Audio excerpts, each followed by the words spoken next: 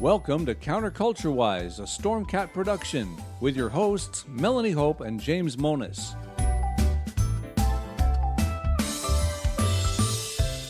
The views expressed on this podcast are those of the hosts, our guests, and the dog, and do not necessarily reflect the views of any of our platforms, our advertisers, or any other dog. As you listen today, please remember, we are so much more than a podcast. All of our stories we discuss are linked in our show notes on CounterCultureWISE.com. Visit there for commentary, guest photos and links, animations, and fun merchandise. If you have a story idea or would like to be a guest on our show, contact us via our website. You can also follow us on Twitter, Gab, Instagram, Facebook, and all over social media, where we'll post memes, cat pics, and commentary that gets us booted off on a regular basis. If you're watching our live show, hit like and join the chat. If you're listening dead, well, you can still hit like, share, subscribe, and comment, but please stop voting Democrat.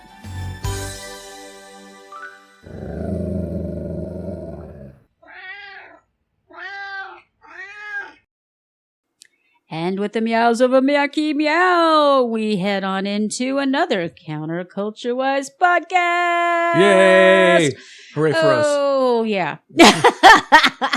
We have a lot to talk about today, a lot to get to, and a lot of fun, engaging, and interesting things, and a little bit of news of the wicked.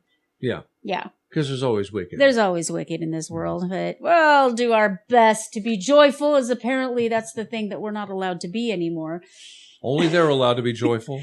Yeah, well... So all they talk about is joy, joy, joy, joy down in their heart. Well, ignorance That's where it starts. Ignorance is bliss. You know the thing. You know the thing. Ignorance is bliss, and they are as joyful as they could possibly. Oh my gosh, they're as so blissful as they could possibly be. Ay, ay, ay. Ay, ay, ay. Well, folks, if you're new here, welcome, welcome, welcome. I am Melanie Hope, your hostess with the mostest, and sitting to my right is my right-hand man. My co-host happens to be my husband, my very best friend, and my sweet baboo, Mr. James Monis. Hey! Why do seagulls fly over the sea?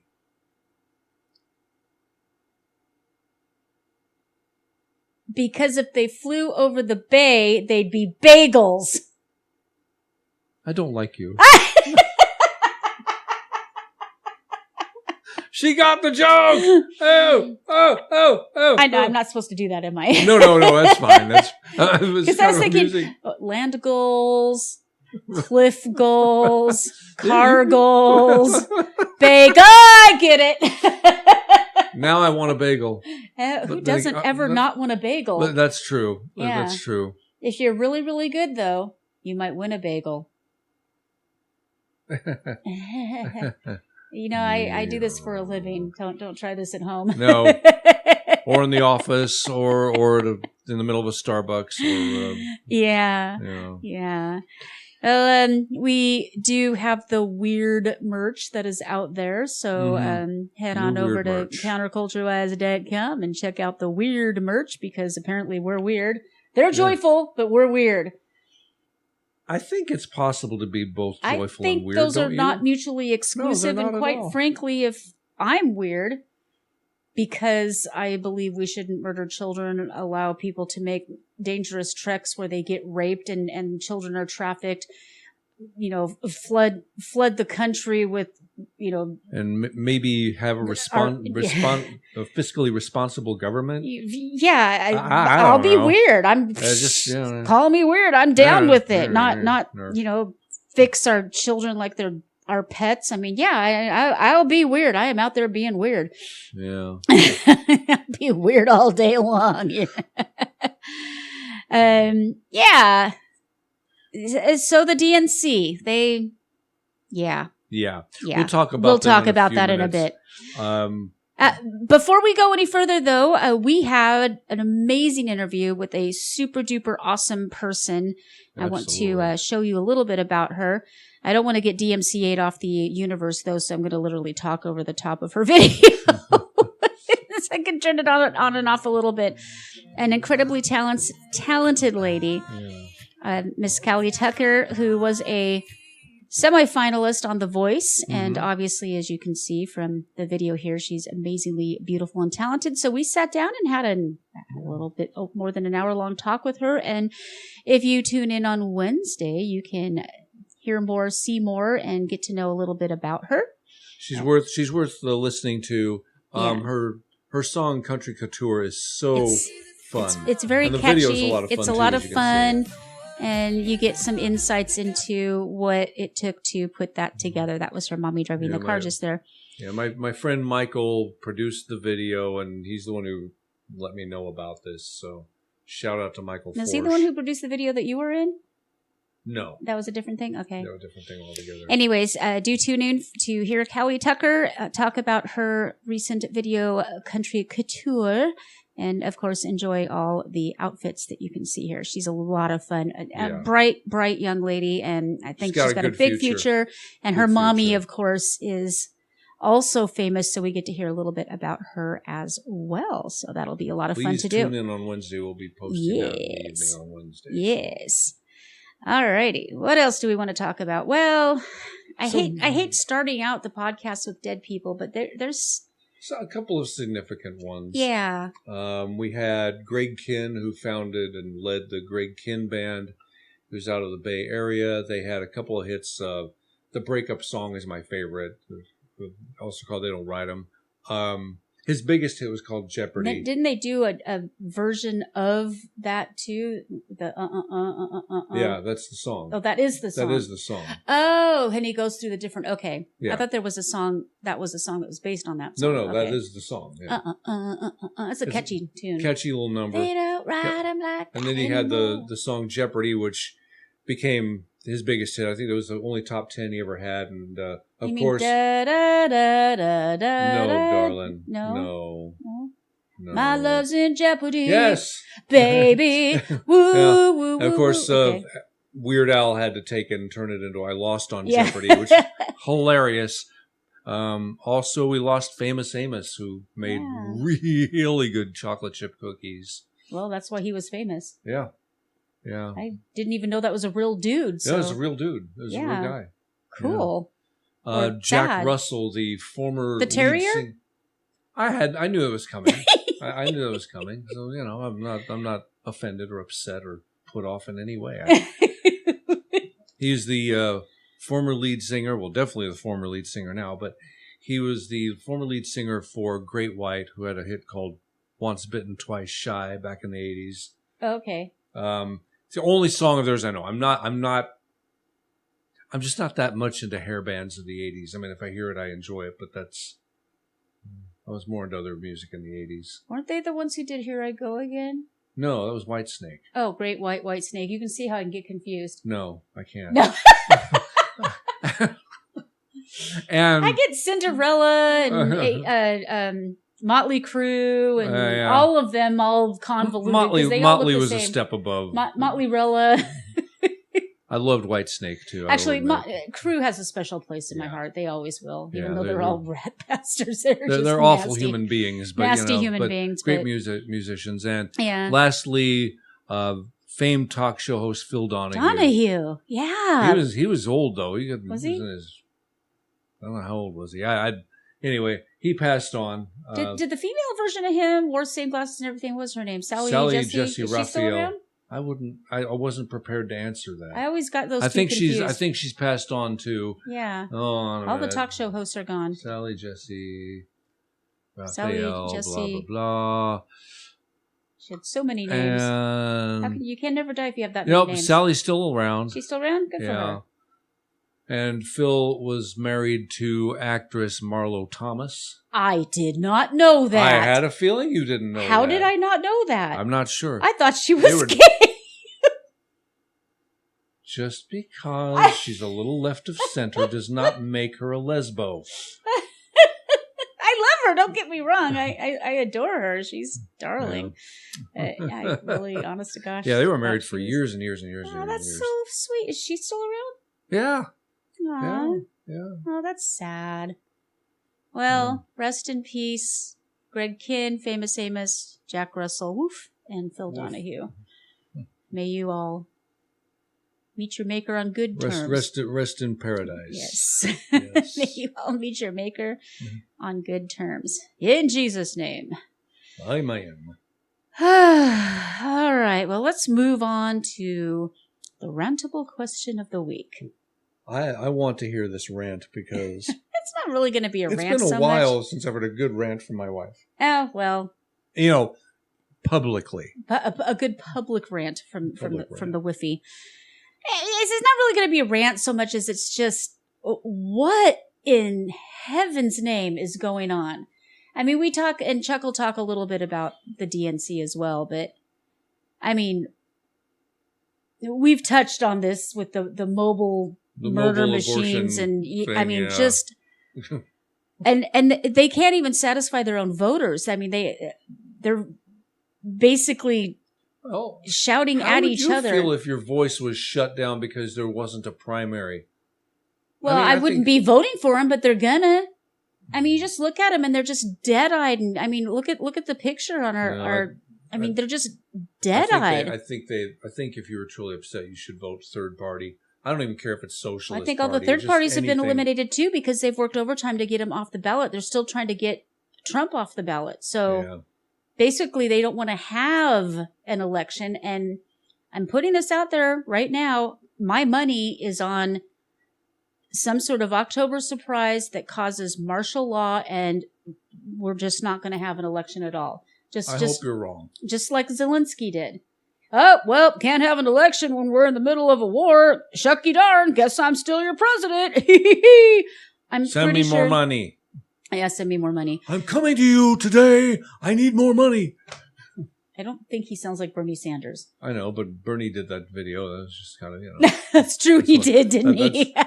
That's why I did Bernie Sanders. They threw Bernie under the bus, too. Yeah, they did him wrong. They really did him wrong. Yeah. And let's face it, I mean, this is big news, too. Let's face it, our friend Robert Kennedy Jr. had the guts to do what Bernie should have done. Mm-hmm. And I'm not saying he should run out and join the Republican Party, which RFK did not do, by the way. It's not. But after they threw Bernie under the bus, twice, he should have just said, forget this noise and not been part of the party. And, that's how they lost Tulsi, too. Yeah. And we'll talk a little bit about... Think about it, though. I mean, now he has Vivek, he has Elon, he has Tulsi, he has Robert Democrat Kennedy Jr. I mean, his family... disowned him. They disowned him, but they were the architects of the modern Democrat Party. Yeah. And now their leading guy. Well, because they've gone too far left. They've gone. Yeah. I mean, somebody, I think it was at Daily Wire were playing. In fact, I need to bring that up. I might actually use that side-by-side comparison, but they were playing the old newsreels of the Nazi youth, and honest to gosh, I'm not making this up. They were calling it healthful joy or joyful health or something, but basically the word joy was in there. Joy Division. Yeah. Yeah. That there was a rock band named after that. Literally was a Nazi policy. Right. Okay, so they've been calling us maggots, which is basically calling us vermin, which is straight out of the Nazi playbook. Yep. And they've been using the phrase the big lie, straight out of the Nazi playbook. And now they're doing the joyful thing, and everybody's sitting back and calling us Nazis. And I want to reiterate, neither Melanie nor I are members of the Republican Party. No. I'm a constitutionist. I would never, and even that's, we're independent thinkers. Yeah, I've never been a member of a party. I've always been independent. I've been a Democrat. I've been a Republican. I've been a Libertarian. I've run the gamut. Thank God you're more faithful in your marriage than you are in your politics. I've evolved or devolved, depending on your point of view. I just have certain things that... I'm a future government worker, and I got to be careful about being a strict libertarian. Obviously, I'm not. Yeah. But I do believe in efficiency of how our tax dollars are spent. I'm always aware that government workers, and that includes politicians as well,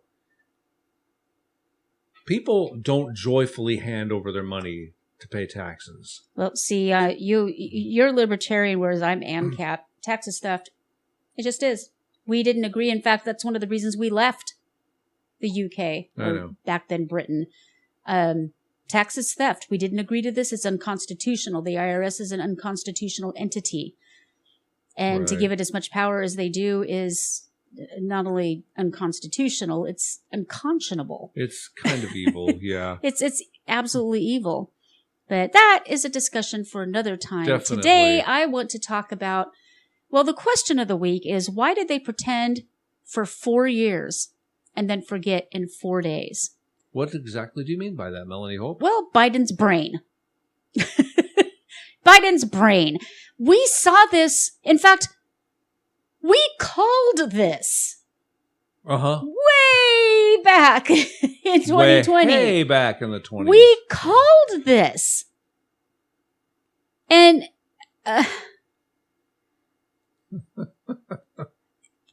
they're still pretending that they didn't gaslight us not us, but their own party, for I'd say 5 years, but you could even go back. If you recall the memes when Bummer was president, people saw that Biden was a moron back then. Biden's always been known as dumb. And then when, they throw him into the race, throw Bernie under the bus yet again, and I don't even know how he ended up being the candidate. I still don't. Of all the people they could have run, there were many more qualified people. And way more qualified. Contented with that. But way more qualified. Of all the people they could have run, they grabbed this guy who clearly has dementia. Even back then we knew he had it. Yeah. And they kept saying, no, he's as sharp as a tack. And then, they pretend for 4 years, and then he has, as they say, one bad night, and he's out of there. They take him, basically they took him around the back of the barn and shot him. Bad nights. So Biden has this farewell speech at the DNC, which I was going to go over because it was just lie after lie after lie after lie. But I don't want to revisit. I just don't. It was just another version of Joe Biden's greatest shizzles. Yeah, it started with the fine people hoax, which when we go into our new normal, I think you'll appreciate what I did with that. Yeah. The drink bleach hoax. I'm sure he threw Russia in there. He just literally every completely debunked hoax, he just pretended like they were real. Right. He should be in a rocking chair with a lap quilt, cat on his lap, a nice hot chocolate, and enjoying being an old half-dead guy. Just let him go already. Give it a few months and he will be. Well, they've already pretty much done that. Basically he disappeared. He's supposed to still be the president of the United States of America. Think about that. He is still supposedly the president of the United States of America. He still has the ability to declare nuclear war. He still is that person. And the poor guy doesn't even know where he is half the time. And they won't even let him off his leash, but only they held off until 11:30 p.m. for the poor man who usually goes to bed around 5 or 6. Right. To give this speech, and they were so condescending. It was, if I didn't know what a treasonous ass this guy was, if I didn't know how vile this man was and how he's been for sale his entire life, and you could just look at his kids to find out what an awful parent he's been. All of his kids turned out rotten. And, the lies he's told, and you can talk about Trump's lies till the cows come home, but Trump's lies are usually stretching the truth. He has a tendency to stretch the truth. He's a speaking showman. hyperbole He's and a showman. generalities, okay? The thing is, he's not the most honest man in the world. Trump's lies do not cause division. Trump's lies do not cause wars. Trump's lies do not cause extortion and treason. Trump's lies are like, oh, the hamburgers were stacked a mile high, or oh, I was the best at this, or oh, my audience was the biggest. They don't hurt anybody. Trump's lies are showmanships.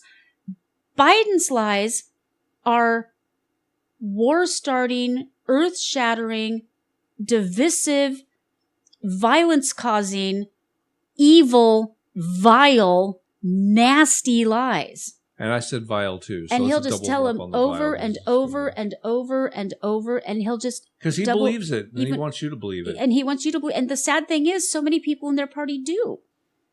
I mean, well, they're lapdogs in the mainstream press are like right, parroting and everything even he says. Snopes debunked the fine people hoax, and he still told it.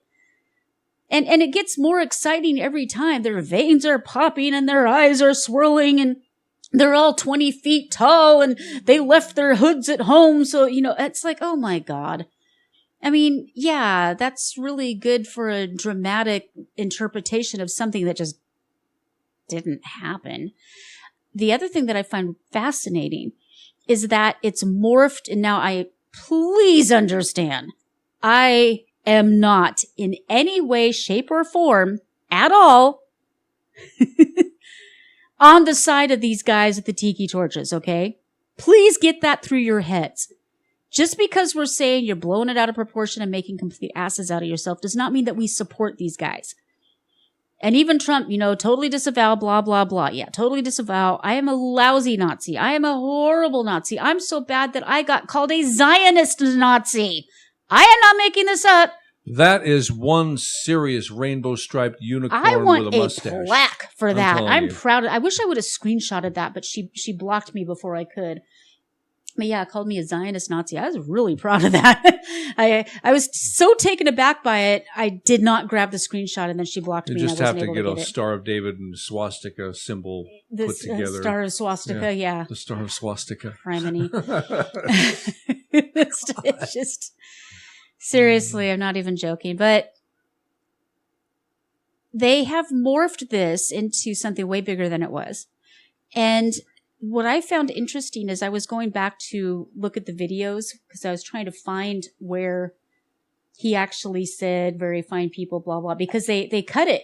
Right. They chop it and then they make it into something that it wasn't. And in doing that, I found the original video of, the Tiki Torch Parade. And what I thought was interesting is, they're white supremacists and this and that, blah, blah, blah. Well, these guys were marching, at least the way I understood it way back when it was actually happening, because you saw the flyers and whatnot, was they were saying, stop importing foreign people and stop saying that you're going to replace us, with X, Y, and Z. And so they were shouting, you will not replace us. And you can hear it clear as a bell. And they even emphasized you. Okay? Every report now says they were Nazis because they were shouting, Jews will not replace us. There were Jews. There were Jews in that march. They actually are reporting that they said, folks, I'm sorry, but I didn't know this. Well, Biden said it in his speech, shouting Nazi phrases. Jews, he literally said it in his speech. And that's what they've been reporting for the last 3-4 years, that these guys were yelling that. And then, of course, Trump's called them very fine people, which he didn't. He didn't. Anyways, that's a mini rant. I want to talk about Kamala's speech. First of all, we got schooled. Oh, didn't we, though? Yeah, and I'm not going to play the video because it's just infuriating, but I don't know who the lady was, but she's one of those chicken-necked, talking down to you, entitled, better than you, you can just see her snapping in the air. It has come to my attention that some people don't understand how to pronounce our next president's name. And it's like just her tone of voice. It's like nails on a chalkboard. I could listen to it for about 3 seconds. She must be. I took off the headset. I wasn't listening. Yeah, she must be a blast at parties. So she's really condescending. So she brings on a couple of Kamala's nieces, little cute, darling little girls. And, just like lefties do, they use the children. And you could tell by the little smirk on the broad's face that was her way of insulting people, because even children can get it correct. And what I find hilarious is the way they're pronouncing her name. Kamala is not how it's pronounced.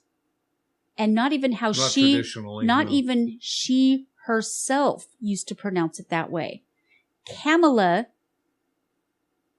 or Kamala, actually it's Kamala. Kamala is the Indian name that her Indian mother gave her because Kamala Harris is Indian and used to be proud of that. And you can look it up. It is Kamala. And I'm sure there's several people in the actual real Indians, and we're talking dot, not feather. And yes, I get to use that because my friend gave me a pass on that because she is feather Indian. And that's literally what they say when they say I'm Indian, dot, not feather, or feather, not dot. It's Kamala. She herself called herself that for years, and you can go back and listen when she introduced herself. Now all of a sudden, it's Kamala. Because that sounds more black. Because now she's magically a black person. Which is funny because her skin is about as black as mine. And I'm Irish. If we got next to each other, she'd be about as brown as me. But I digress. So I want to go over this speech that she gave, her acceptance speech for not being voted for anything. For being nominated but not, voted. And it starts off with, thank you to everybody, yardy yardy. And oh my God, with the condescending, ongoing cheering these people. Oh, they're so joyful. It's like, no, they were worse than at a rock concert. They just wouldn't shut up forever. And she didn't even know what to do with them because they just wouldn't shut up. She's like, okay, thank you. Oh my God, with the thing. Thank you. Get over it. Enough already. Anyway, so her speech starts out about, I was born a poor black child and my mom was this and we were middle class and my dad, and they divorced and mom raised us alone and yada yada, the whole thing. Okay. She was never broke. She was never poor. She never suffered. She wasn't even middle class, if we're going to be honest. Anyway, the first thing I thought this was hilarious. She taught us never to complain about injustice. Lady, that's literally all you've ever done your entire life. And they're not even real injustices. They're perceived injustices.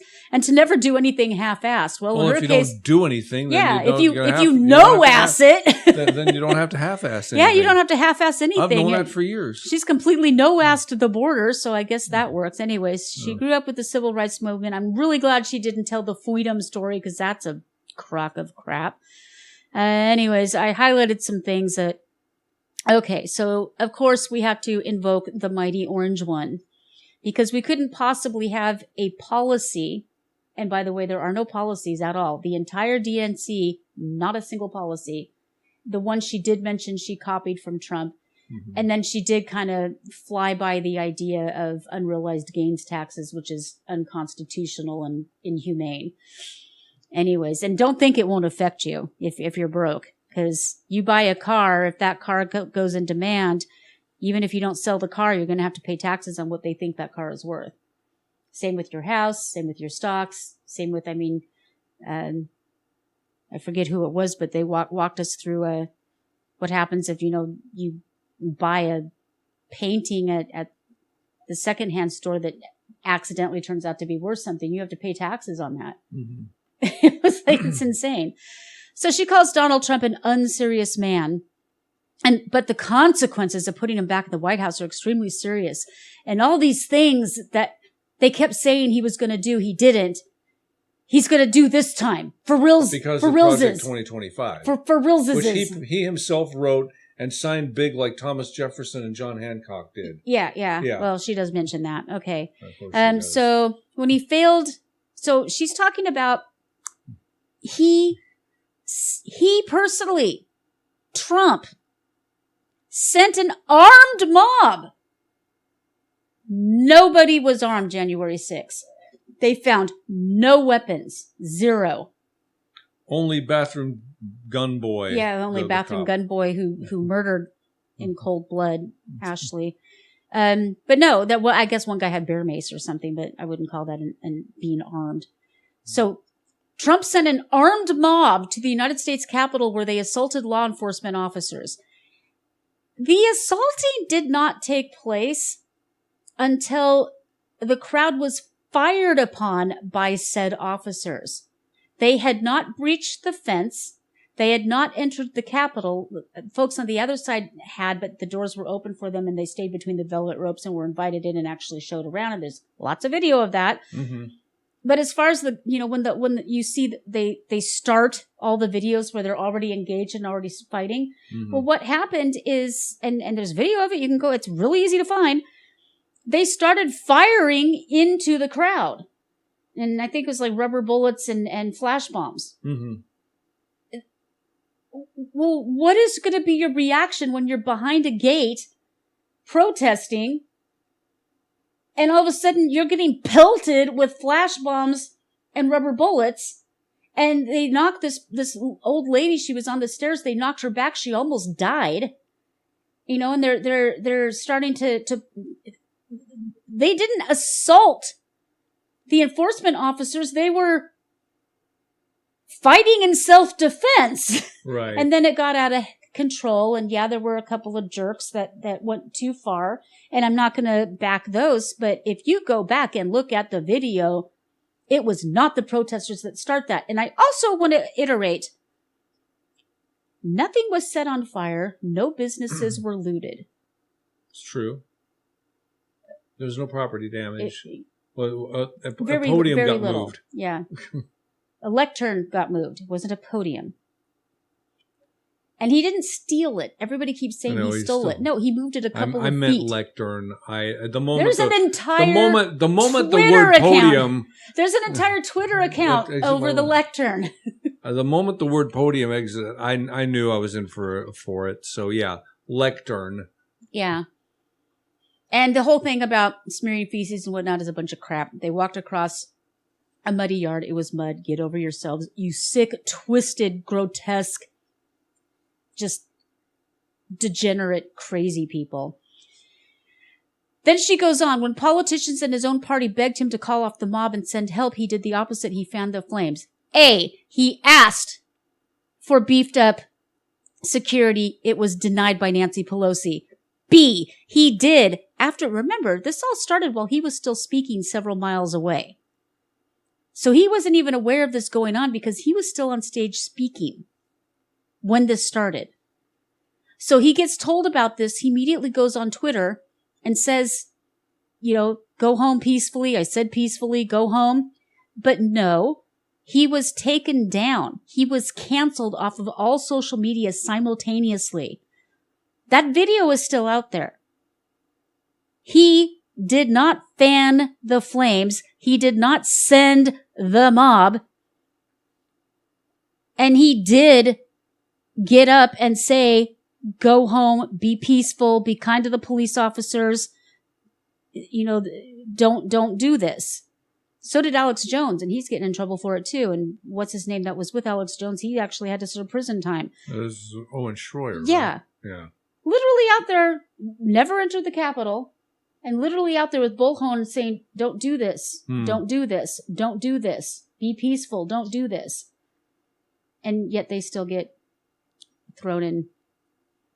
Anyway, so lie, and lie. 3 in a row. Boom, boom, boom. Entirely set of crimes found guilty of fraud? No. Separately found liable for committing sexual abuse. Notice how carefully we word this. The jury voted that there was not enough evidence to convict him of that. He did not rape that absolutely wild-eyed, crazy person. She's insane. That's the kind of woman you'd run away from, not try to rape. Well, right. Plus, I mean, not even, she didn't have a time, not even a year. Oh, it's the Blasey Ford defense. Yeah. She couldn't even say when it happened. How are you supposed to defend yourself against that? Yeah. And the jury actually did not convict him. The judge, a Soros judge with political leanings, decided to charge him a ton of money for defamation. Right. So he was not found liable for committing sexual abuse. He had to pay a bunch of money because of a corrupt judge who wanted to hand over this crazy person, also funded by Soros. Her lawyer. Who gets a free, high-powered lawyer for a case like this? I don't know when, where, or how it happened. I can't even tell you that. I can tell you the place. I can't even prove he was there. Bergdorf's has security cameras. They'd have to. And he didn't even, he said he only met the broad once or twice at, he goes to big parties. You're going to meet a lot of people. This didn't happen. And he was not found guilty of committing sexual abuse by anyone at all, ever. Even Horny Daniels, lost her case and had to pay court costs. Right. So they had to go after him for defamation for saying she was a liar because she was, or else she would have won her court case. Okay, so here's what she says he intends to do if he wins again. Consider his explicit intent to set free the violent extremists who assaulted those law enforcement officers at the Capitol. Which ones? Oh, sorry. Yeah, exactly. I'm still pissed at him, and I love it when people call you a cultist, but you can still say you're pissed at him. You can't say you're pissed at your leader if you're a cultist. And, by the way, the very first thing a cultist leader does is separate you from society. Who's the side that says you're not supposed to give anybody a platform? I won't even speak to you. Mm-hmm. I don't even want to listen to what you have to say. They separate themselves from society. Yep. We're out there trying to have conversations, but we're not allowed to.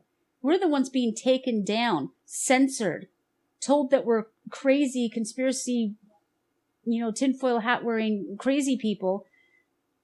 And we're just trying to live our lives and, make friends. And they're the ones freaking out and barricading themselves. And I don't know. Okay. Anyways. So I'm still mad as hell that he did not pardon every J6er before he left office. Why did he not do that? I wanted Assange pardoned. I wanted all the J6ers pardoned. Why didn't he do that? I wish he had, especially Assange, but I guess it's not an issue anymore. Well, I'm not okay with the plea deal that the poor guy had to do, but his explicit intent to jail journalists. Has he mentioned that once ever? No. Has that even come out of his face? Even something that you could even twist and interpret? No. Nothing like that has. And the great thing about it is, Mad Cow and the harpies on The View will talk about it, but they never quote him. They never play the clip of him saying it. They never have, a tweet or a truth or anything that says anything even remotely in the neighborhood of that. And yet they keep repeating it. Where did they get that? No idea. And it's a little bit of gaslighting for her to say that he's going to jail political opponents and anyone he sees as an enemy after we've spent 4 years watching them lawfare everybody they don't like. They've bankrupted Alex Jones. Trump now has, technically speaking, a criminal record now. It's ridiculous. Well, we literally, right now, have political prisoners. Mm-hmm. That did nothing more than say, no, I'm not going to come to your bogus one-party Senate hearing. Mm-hmm. Or no, I'm not going to turn state's evidence on a crime that never actually happened. Right. there is a guy in jail right now for a meme. In the United States of America, there is a man serving jail time because he posted a meme. And it's the same meme that the Democrats post every election year.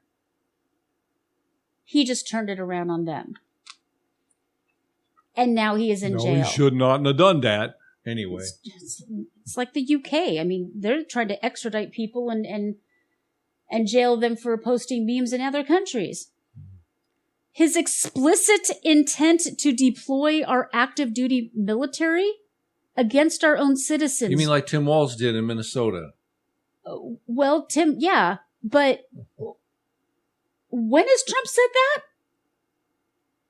Oh, he doesn't have to have said it. You know he's going to do it. So this is gaslighting. Yeah. They've done it. They're doing it. And now they're trying to say, oh, Trump wants to do it. Honey, you jumped the shark, okay? You jumped the shark. You've gone too far. You've made an idiot out of yourself. You look stupid because you're basically, remember, when you're pointing your finger at someone and accusing them of something, you have 3 fingers pointing back at you. You're doing these things. And I'm so sick of hearing on day one. Honey, you're in office right now. We don't have to wait for day one, sweetie. We know Biden isn't running the country. So just do it now. In good faith. Show us. Just give us one of those things that you've promised. One of those things. You can do it. You have the power. But you're not gonna. Because you're not gonna do it after these joyful idiots vote you in. Consider the power he will have, especially after the United States Supreme Court just ruled he would be immune from criminal prosecution. He's not immune from criminal. Do we really that have didn't to? even happen. First of all, that immunity clause has been in the Constitution since day one. All the Supreme Court did is say, yeah, that's real, that's a thing. And if you make it so that every president who serves can be prosecuted for things they did as president in their line of duty, we will never have a president again. Nobody will want the office. Exactly. Only extremely corrupt people who know that they will not be prosecuted for the crimes that they are about to commit. And they will commit them. But this isn't... The Supreme Court does not make law. They don't make law. They interpret Can I the say law. this again? The Supreme Court does not make law. That's why Roe got revoked, because that was a Supreme Court making a law. That never existed. That wasn't a thing. And that's why they said no. Oh, well, actually, she does talk about that too. How about that? Yeah, of course we do. Of course, she has to bring in Project 2025, written by his closest advisors, and its sum total is to pull our country back to the past. Whoever wrote this doesn't know how to use punctuation. It's really, really badly punctuated. I like the memes that are going on around Project 2025. It's like, everybody will be entitled to a Corvette. We're going to return the pet rock. I mean, just the ridiculous things that they're saying. Everyone will be required to own a spirograph. Yeah. Oh, I love spirographs. I do too. So okay, that's why I want Project 2025 to happen. Yeah. Because I want my spirograph. Well, and the things that they're talking that are in it aren't. I know, not so at all. So the biggest, scariest things. So A, it has positively nothing to do with Trump. Trump didn't even know what it was. Hasn't read it. Had no part in it. And B, ain't that scary? I've read it. I haven't. It's a monster. You start reading it in good faith, and then you end up skimming it. But everything that they say, and you can even talk to the authors of it, everything that they say is, oh my God, we're going to do this, and back to Handmaid's Tale, and we're not going to have birth control, and no school, and blah, blah, blah, blah, blah. Nope. Not in it. Not even in it. It's like the don't say gay bill. Nobody ever said don't say gay. Never happened. Never happened. And yet they just ran with it like it's real. We are not going back to when Donald Trump tried to cut Social Security and Medicare. When did he do that? He did? He has explicitly stated that he has no intention of messing with Social Security or Medicare. And over and Those over. are, I mean, no politician who wants to have the job realistically is going to say that they're going to take a knife to the entitlements. And when I say entitlements, it's not an insult. You're entitled to them because you put money into them for decades, in most cases. So yeah, those programs, they're virtually sacrosanct. Nobody wants to keep their job in the government is going to mess with that. Well, plus the president doesn't have that kind of power. No, that's a congressional thing. That would be something that she would be voting on. Yeah. Well, I mean, in her current, back when she was okay. We're not going back to when he tried to get rid of the Affordable Care Act. I would love for him to get rid of the Affordable Care Act. Yeah. That if he were to say that, which he hasn't, but if he were to say that, that'd get my vote right there. It's like, I know he was bang as many hookers as you want, man. I know he wanted to bring forth an alternative to it, but well, at least he made it so that the Republican Party, the members kept saying they were going to come up with an alternative, and they never did because the Republicans because don't do anything. Republicans, that's one of the reasons they don't. I'm not They a whine and they Republican. complain, but they never do a darn thing. Yeah. When insurances could deny people with pre-existing conditions. That is the single thing that is sort of good, except that it jacked up the cost of insurance so high that I still don't have insurance. The so-called Affordable Care Act did the exact well, just about everything that the Democrats do, whatever they name it, it does exactly the opposite. Right. We're not going to let him eliminate the Department of Education that funds our public schools. Why not? They suck. We have the dumbest kids on the planet. I say we go back to having it be local. We're not going to let him end programs like Head Start that provide preschool and childcare. He never said anything about that. To the best of my knowledge, No. He hasn't. I mean, I could be wrong, but I don't remember him saying. Actually, he beefed up some of those programs. I'm not sure. Yeah, never It doesn't mentioned affect me directly, so, I mean, I don't want to live among idiots. And then too she late. starts talking about the middle class, which they've completely decimated. He will give them another round of tax breaks that will add $5 trillion Them being his to rich the billionaire national friends, debt. of which he has none. Yeah, it was hilarious. He's not the most beloved man among billionaires, by the way. No.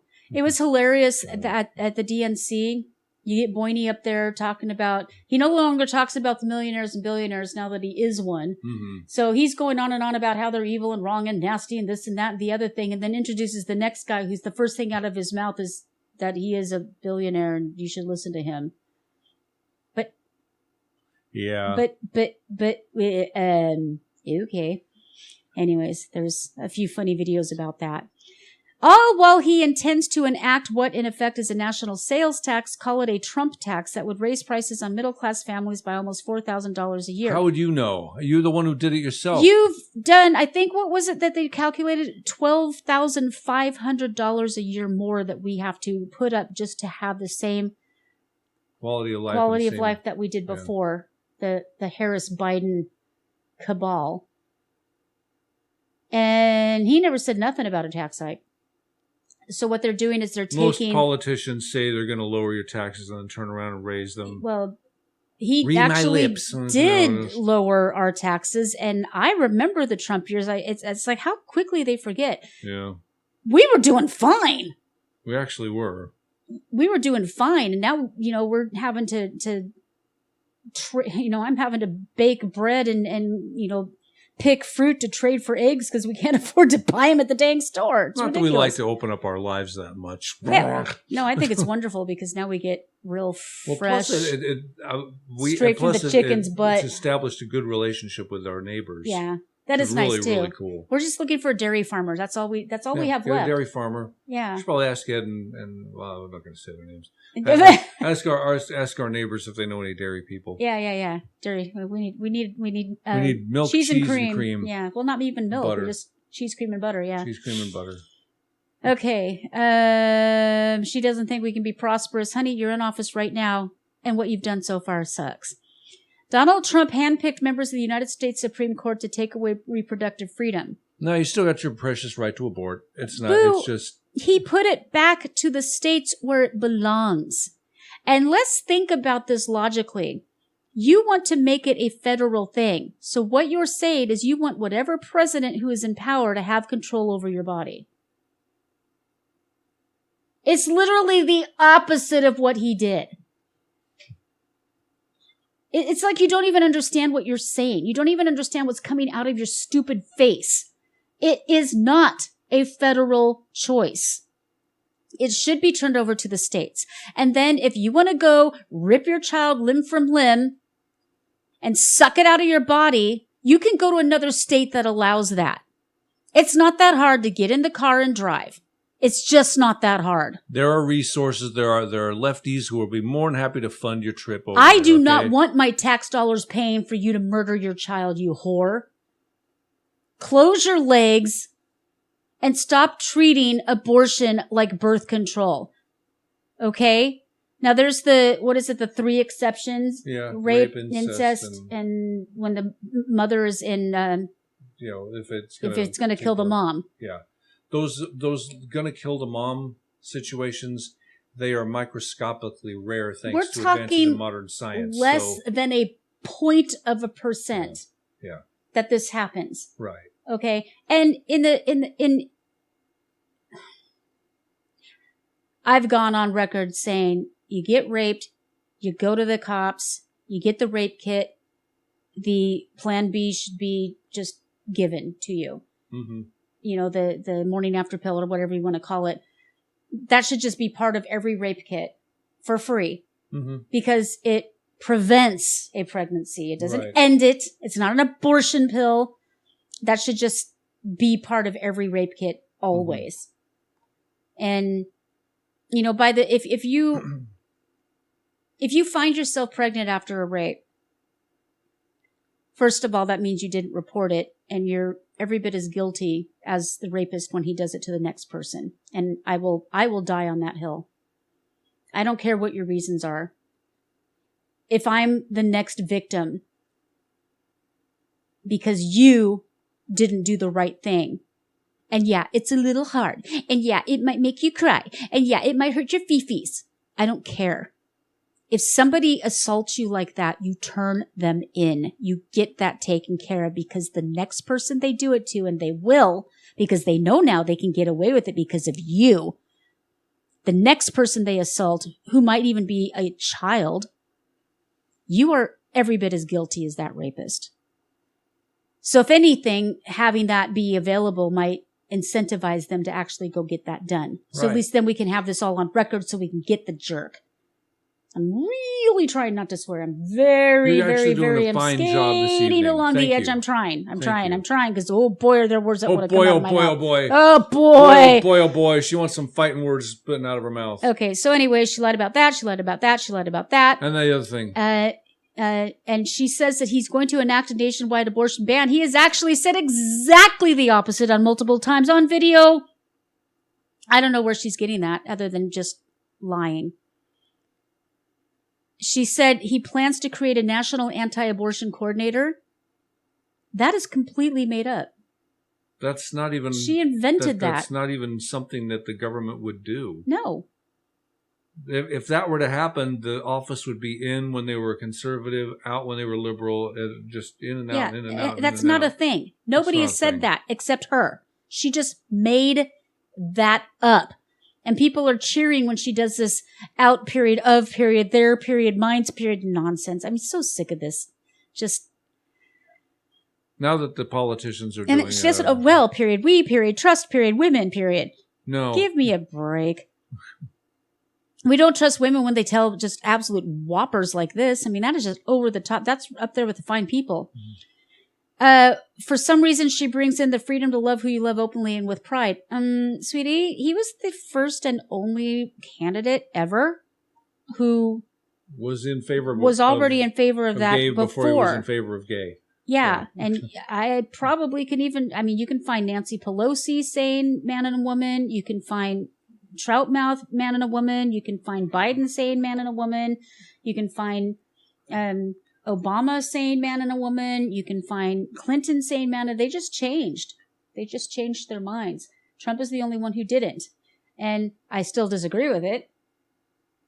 But he is the only guy who came in already believing that. And he also is the one who made it a crime to persecute them in other countries. Nobody else has done anything like that. And then there was the border. Last year, Joe and I brought together Democrats and conservative Republicans to build the strongest border bill in decades. And she actually, out of her stupid face, said the Border Patrol endorsed it. They are on record saying the exact opposite. She is a liar. This is a lie. And the whole reason why Trump mentioned that it should be voted down is for the reasons that the Border Patrol themselves gave. Right now, they just have us making sandwiches. They're babysitting. This bill would just have us have more people to help make more sandwiches. Because the border's wide open and all we're doing is feeding them and housing them when we can't even do that for our own people. She is a liar. They did not endorse it. And you know what? I would love to see, if they have a union, I would love to see that union sue her. The union does exist. And sue her for both libel and the spoken one. Slander. Slander. Thank you. Why could I not think of the word? Anyway, they need to sue her. That is a lie. That's an absolute lie. Until she's lying, her lips are moving. Yeah, I mean, it was epic when during the debate that the border in real time tweeted out the opposite of, when Biden said, we don't endorse Biden. Yeah, never did. Never happened. Never will. Never happened. Mm-hmm. And they did not endorse this bill at all. And the reason it got voted out is because there was billions of dollars for Ukraine and Israel and, peanuts for the border. And that was only to beef up their staff to help them process the incoming hordes. Not to build a wall, not to deport anybody, not to do anything to stop the bleeding, but simply to help them process them. That's all that bill was, and that's why it got voted down. Not because Donald Trump said, I want you to help me get elected. Because you know what? Even if it passed, and it did absolutely nothing, that still would have helped Donald Trump get elected. Only Ukraine would have billions more than, they ended up doing that anyway, but. And of course, we got Russia, blah, blah, blah. With respect to the war in Gaza, President Biden and I are working around the clock because now is the time to get a hostage. And now is the time? It's been the time. Didn't it happen way back in October? Yeah, last October. So were we just looking at our watches, like Biden with the... And we'll do it. Wait for it. Now. Yeah, what? Okay. Well, I want to know what that was about. Here's the thing. Both Ukraine and Gaza would not have happened under Trump's watch. No. Neither one of those things would have happened. And the spigot will be turned off to Ukraine the moment Trump He would have nipped this in the bud so fast this never would have happened. Never would have happened. This was because of the weakness. They saw what happened in Afghanistan and they're like, we just walk all over this guy. Palestinian people can realize their right to dignity, security, freedom, and self-determination by moving to another Muslim country where they belong, because they are the settlers who decided to take over the one and only Jewish nation. It is theirs by right. It is theirs. It was theirs hundreds of years before the dog-hating pedophile invented his little cult. Don't shoot us. Don't care. People who say that the Israeli, what do we call them now? Israelites? Israelis. Can we call them that? Just Israel. I just don't even know. To say that they're the settlers, that they're the ones that are taking over, it was their land. Biblically. You can go back hundreds of years. Yeah, but not Quranically. Well, who gives a flying? No. These are the same people that started off their convention with some feather not dot Indian broad pretending, I don't know, she looked about as Indian as our good governor who won 124th. Oh, are you talking about, what's her name? Yeah, see, God, she hasn't been in the... Pocahontas? Yeah, she hasn't been in the spotlight for a while. Elizabeth Warren. I forgot her name. It's been so long. Elizabeth Warren. Yeah, so this white broad gets up there and does this whole land dedication thing, and it just cracks me up when they do these. oh, we recognize this is the land of the such and so. Okay, fine, give it back. Stop Yeah, Stop shut up and just pretending. give it back and call Just it good. give it back. I know. Who cares if you're recognizing it? If that's the way you feel, less yap, more, but anyway. Turn Gaza to glass. Oh, that'll get us kicked off of YouTube. Yeah, okay, and know this, I will never hesitate to take whatever action is necessary to defend our forces and our interest against Iran. Sure, babe. Iran-backed terrorists. Sure, like send And them I will not cozy up to tyrants and dictators like Kim Jong-un who are rooting for Trump. Because they know he is easy to manipulate with flattery and favors. No, honey, sweetheart, darling, Pookie, Bubba. Bubba. And Miss Kamala, heels up, darling. The reason that we did not have nuclear war, that Putin did not invade Ukraine, that little rocket man actually stopped his rocket testing, which he's back to doing, that China didn't completely overtake us, is because Trump understands that dictators are easy to manipulate with flattery and favors. So that is what he did. And that's what he'll do again. He also told them that he would nuke them off the planet if they tried any crap. And because he's crazy, good crazy, not cackling crazy like you, but good crazy, he's unpredictable enough that they weren't so sure he wouldn't. And that is why, for a brief, shiny moment in time, we basically had world peace. And then you ruined it. And that was one of 500 lies she told during this speech. I think, yeah, paid for by Harris for president. Yeah, so that was fun. Anyways, I do think that this leads us to called it. Yeah. We did. We did. We called this one. We were prophetic. And now, CounterCultureWISE is proud to present. Put your headphones on. Called it!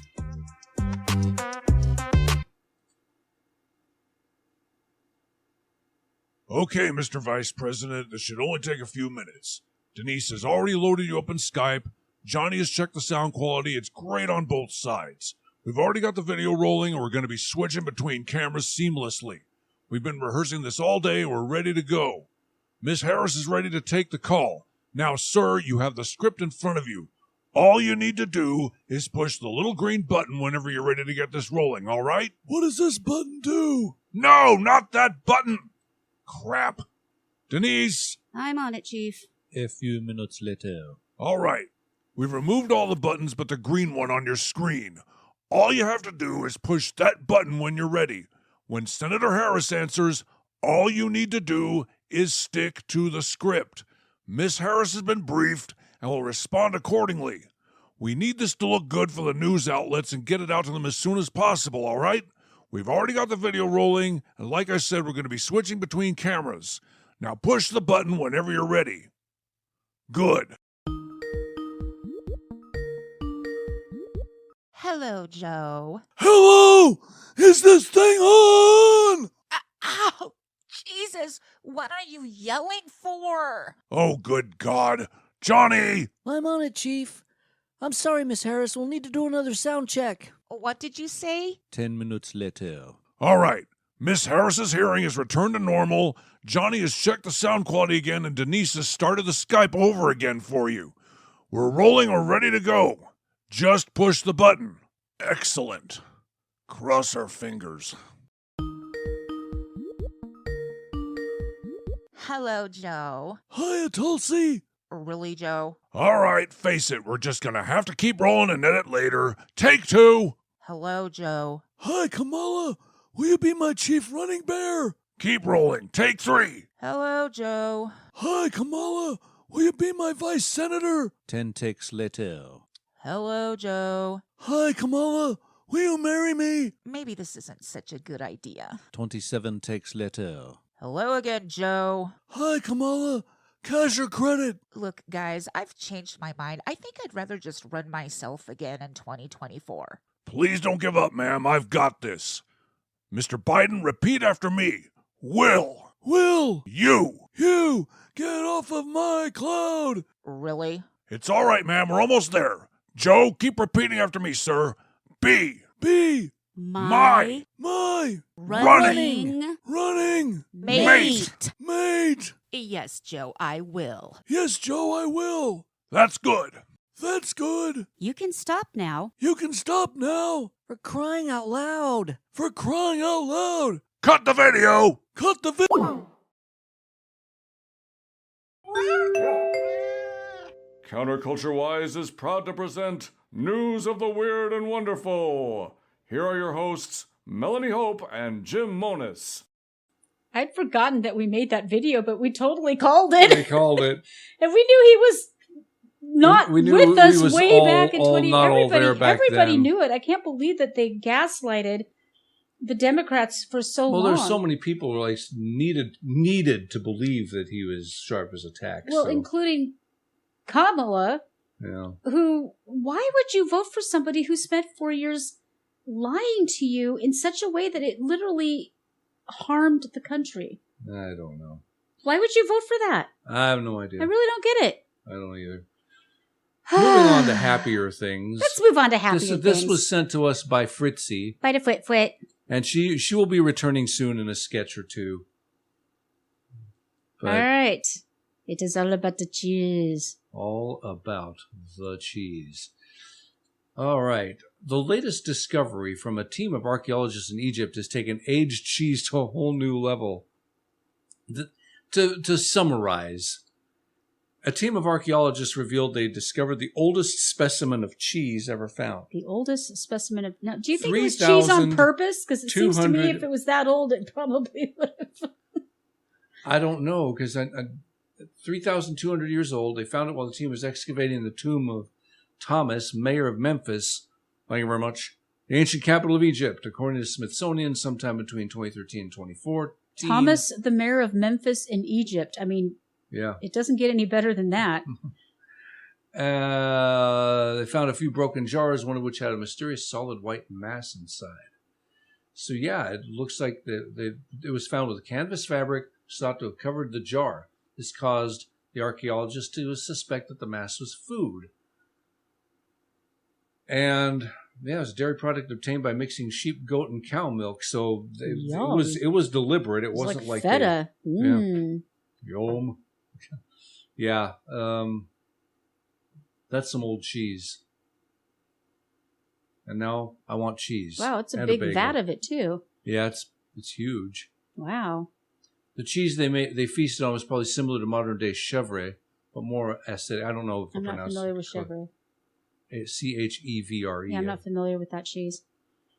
But high I in shall moisture, investigate the cheese while you continue to read the... It would be high in moisture. It would be spreadable. Paul Kinstead, a professor at the University of Vermont, who studies the chemistry and history of cheese. You know those little tubes of goat cheese that we get? That's basically what it is. Oh, okay. So it's Yum, kinda yum. like So kind of a semi-soft, spreadable cheese. So, yeah. And those That Egyptians is knew how to something. eat. Now, see, I probably would have gone to college and stayed there if I knew there was such a thing as somebody who studies the chemistry and history of cheese. I did not know that was a thing. It's a thing. I'm surprised Fritzy hasn't gone to that school yet. Researchers Let's not. have been studying. Don't tell her. Yeah, I won't. College She's is not- expensive. Researchers have been studying samples of possible dairy substances in ancient Egypt for decades and have extracted lipid and fat residues from pots and jars dating back as far as 7,000 BC. However, the piece of cheese that the team of researchers found most recently is the biggest chunk of the dairy product to have ever been discovered. Wow, from the That's- biggest cheese. to... So yeah, I think Fritzy would sincerely enjoy that giant Yeah. cheese. So, big cheese to big diamond. Big cheese to big diamond. Yes. This is amazingly huge. It's huge. It's huge. It's huge. All right. So we're in Botswana.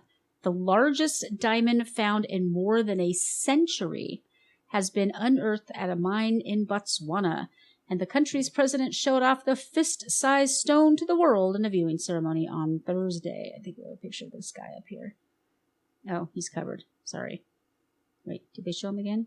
Okay, I guess I'm gonna have to uncover him because even though there's a bunch of ads and crazy stuff, you gotta see the dude with the diamond.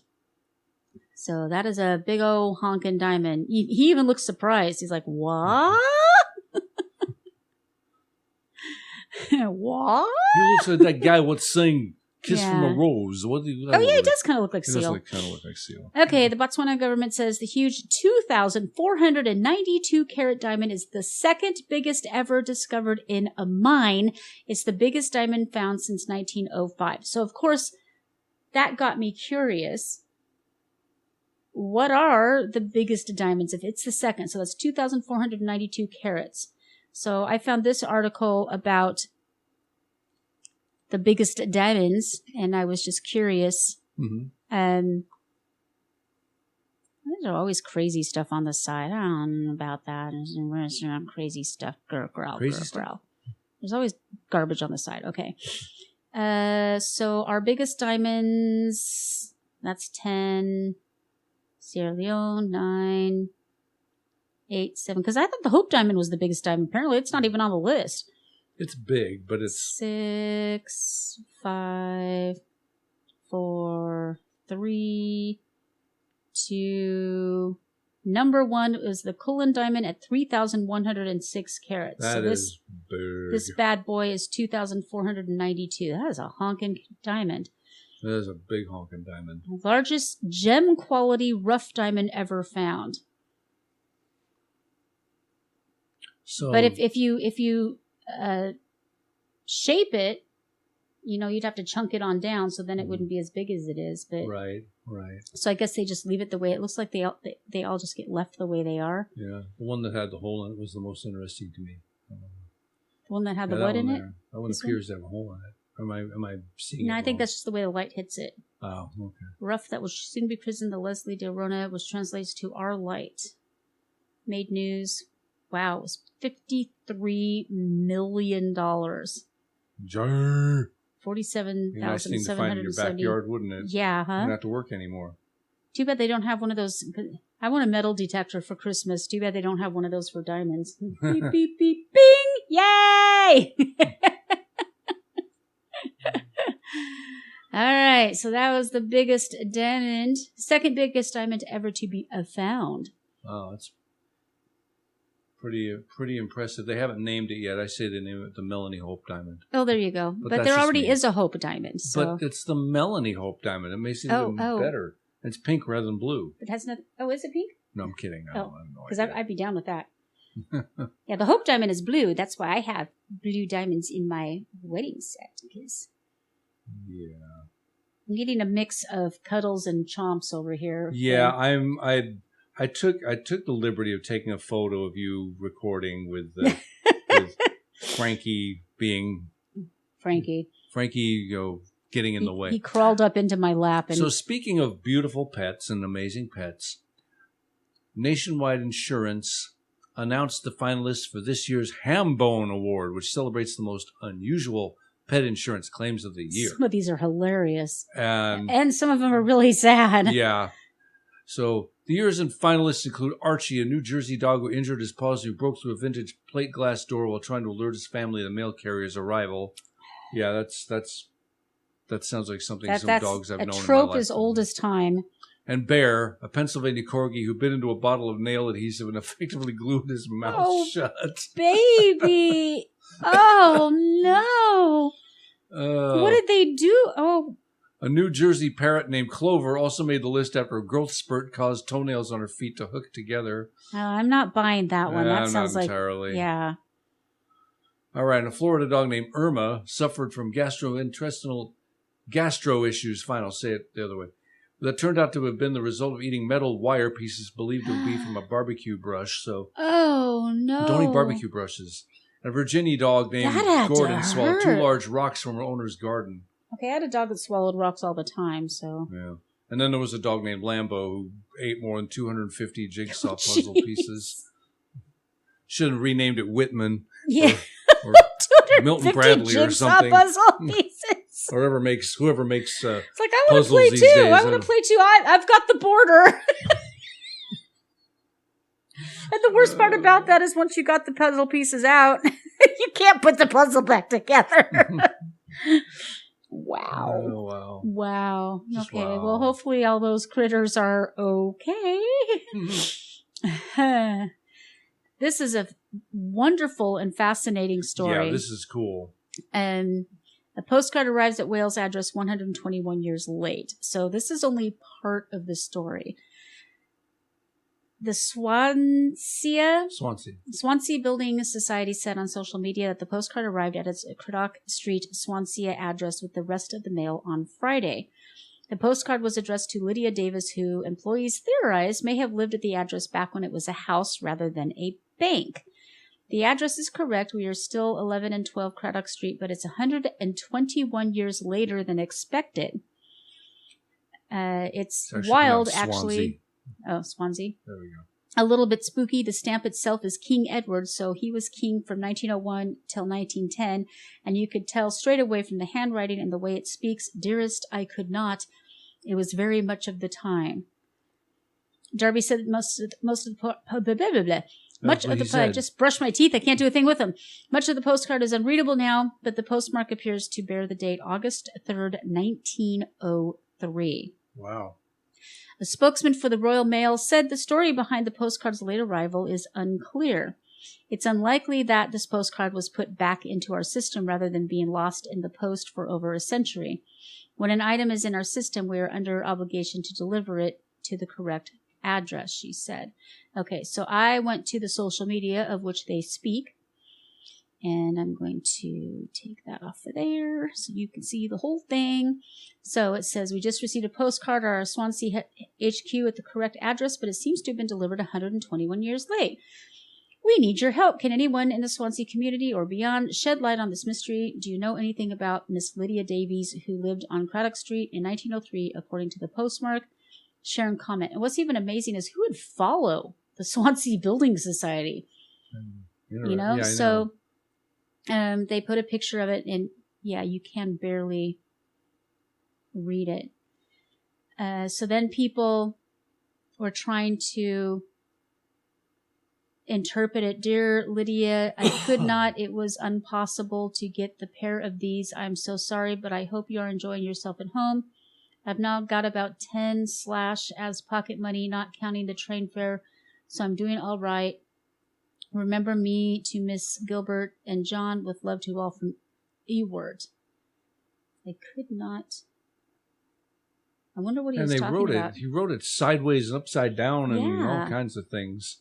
I don't know if that was common back then. I don't know. Yeah. I mean, I am the definitely used addressee's space. great niece. Lydia and her family are in my family tree on Ancestry website. I have sent a message to Swansea Building Society this morning. So how cool. Absolutely. I'm a journalist. I contribute research to the Forgotten Message Project. Jim Rayner, the founder and lead, brought this to my attention last night. I had a quick look and thought I'd share my thoughts and observations. So this gets really detailed and it's so interesting. I agree with others. I think Fishguard and Pem are modern and marked up by a dealer. So they think that this ended up at a dealer of artifacts. Antiquities, right. So yeah. So right. Imagine we're at Pawn Stars and we've got a box of old postcards. Right. I think UK has been added at a much later date. Well, yeah, because it didn't exist back then. But I can't think of why. The hand is different, and I don't think it's a term that was used much in the past, the context of the postal address. The subject picture of the card might have been a lot less commercial appeal than a view, so of the stag. Maybe this languished in stock too long, and the dealer arranged for it to be returned to the original address for want of anything else to do with it. I mean, they could have just thrown it away. Right. They may have known your local postal delivery workers. Does the Building Society receive mail by hand or through a letter flap? So they think it might not have even gone through the postal service. It might have, somebody might have just stuck it to them. I can't find a companion painting to Landseer's The Challenge, but maybe the publishers of the card had a second card with another Landseer's stag paintings reproduced.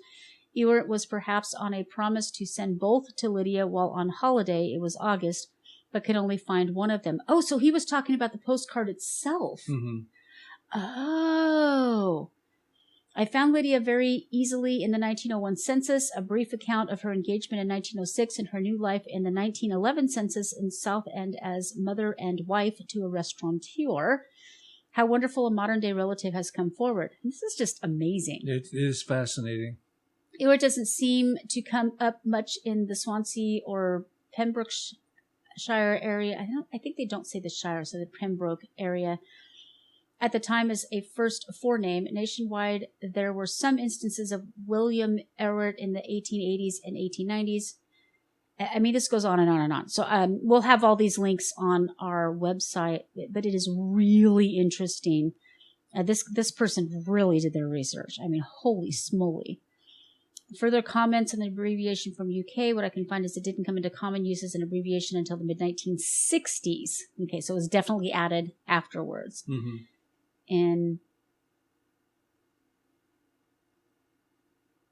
And then, of course, lots of reactions to, oh my gosh, that is just so amazing. That is so, then we get information on the artist.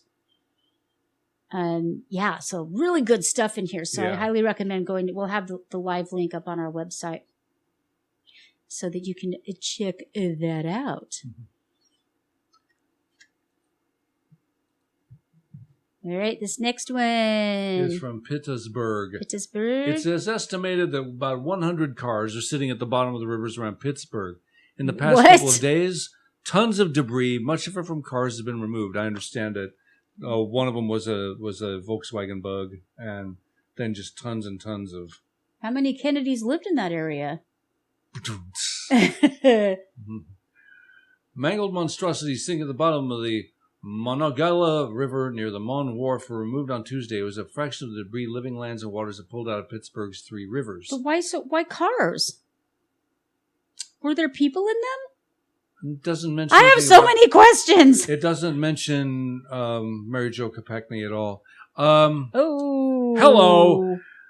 There's still more work to be done, but really it's cool to be partnering with other groups and doing it all together. The Illinois organization is working with Three Rivers Waterkeeper to get the old cars out.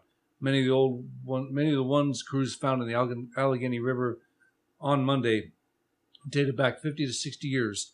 On Monday, this was the original article I was going to read from, but it went kind of weird.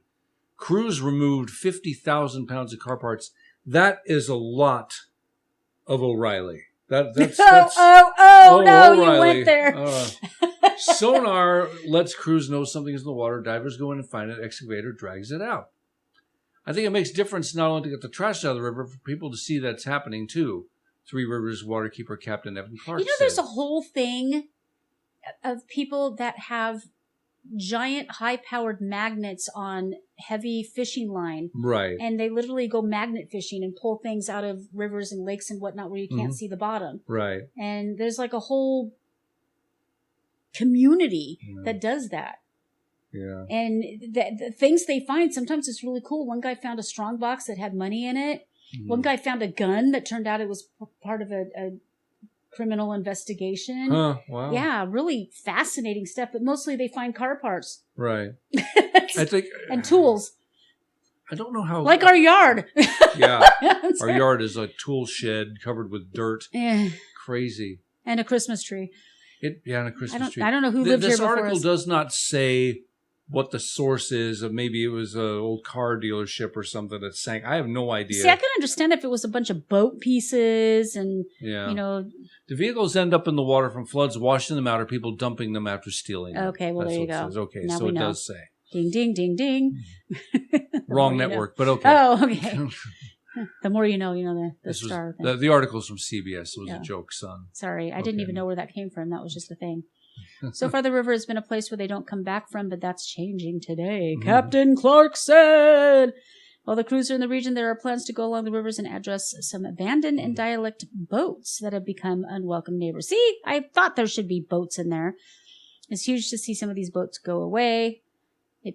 With these crews searching the water, it begs the question, have they found the legendary B-25 that crashed into the Mon so many decades ago? How do you miss a B-25? How deep is that thing? Pretty deep. Well, we'll keep our eyes peeled, they said. And finally... So I have never seen Sweet before baby. now. Sweet baby. what panda Yeah, they panda ugly. babies look like. They ugly. They look like penises with legs. Look, if you think about it, most of us hire They get vertebrates. Most of us hire mammals. We are really born ugly. cuter. Yeah. We're born wrinkled and screaming and Yeah. and bleh. and a lot of us I die don't that care. way too. I don't care. Human babies are not pretty. No, they're not. Mm-mm. They're It's very, scary. very rare. They're scary. Very rare, but they're Yeah. pretty. Hong Kong welcomed the birth of its first locally born giant pandas on Thursday, with their mother becoming the world's oldest first-time mother of its kind at 19 years old. That's old for a panda? One day before she turned 19, yeah. Ying Ying is the mother, gave birth to twins, one male, one female, at Ocean Park in Hong Kong just a day before she turned 19. She and her partner Lily are the second pair of pandas gifted by China to Hong Kong since the former British colony returned to China's rule in 1997. Pandas are widely considered as the country's unofficial national mascot. That's true. And China does this. It's kind of a diplomacy thing where they'll lend out pandas to other countries. They took all our pandas because of Biden. Yeah. Yeah. So, although Ying Ying started showing symptoms including decreased appetite, increased need for rest time, and changes in hormonal levels in late July, her pregnancy was only confirmed on Sunday. On Wednesday, our care team noticed Ying Ying's labor symptoms and her amniotic fluid broke at night, kush blush. After over 5 hours of labor, the babies were safely delivered. Apparently, So the poor thing was pregnant all this time? Panda pregnancy is not very detectable, apparently. Well, they look chubby all the time, so... So, cubs are fragile, need time to stabilize, especially the female cub who has a lower body temperature, weaker cries, and lower food intake after birth. So it'll be a few months before they make their public debut, and hopefully they're cuter than that. Ugh. Oh, they'll be cute. They start getting... Pandas are cute. They are. Dalmatians start out white, and their spots come in later, too. So I'm sure they'll be much... I mean, their eyes aren't even open. Well, we'll keep track of them. Yeah, We'll keep track of those wee little pandas because they are so cute. All right. Okay, well, you're going to have fun with the next segment. But why don't we check in with Chuck? Why don't we? Here we go. Yep, any second now. It's happening.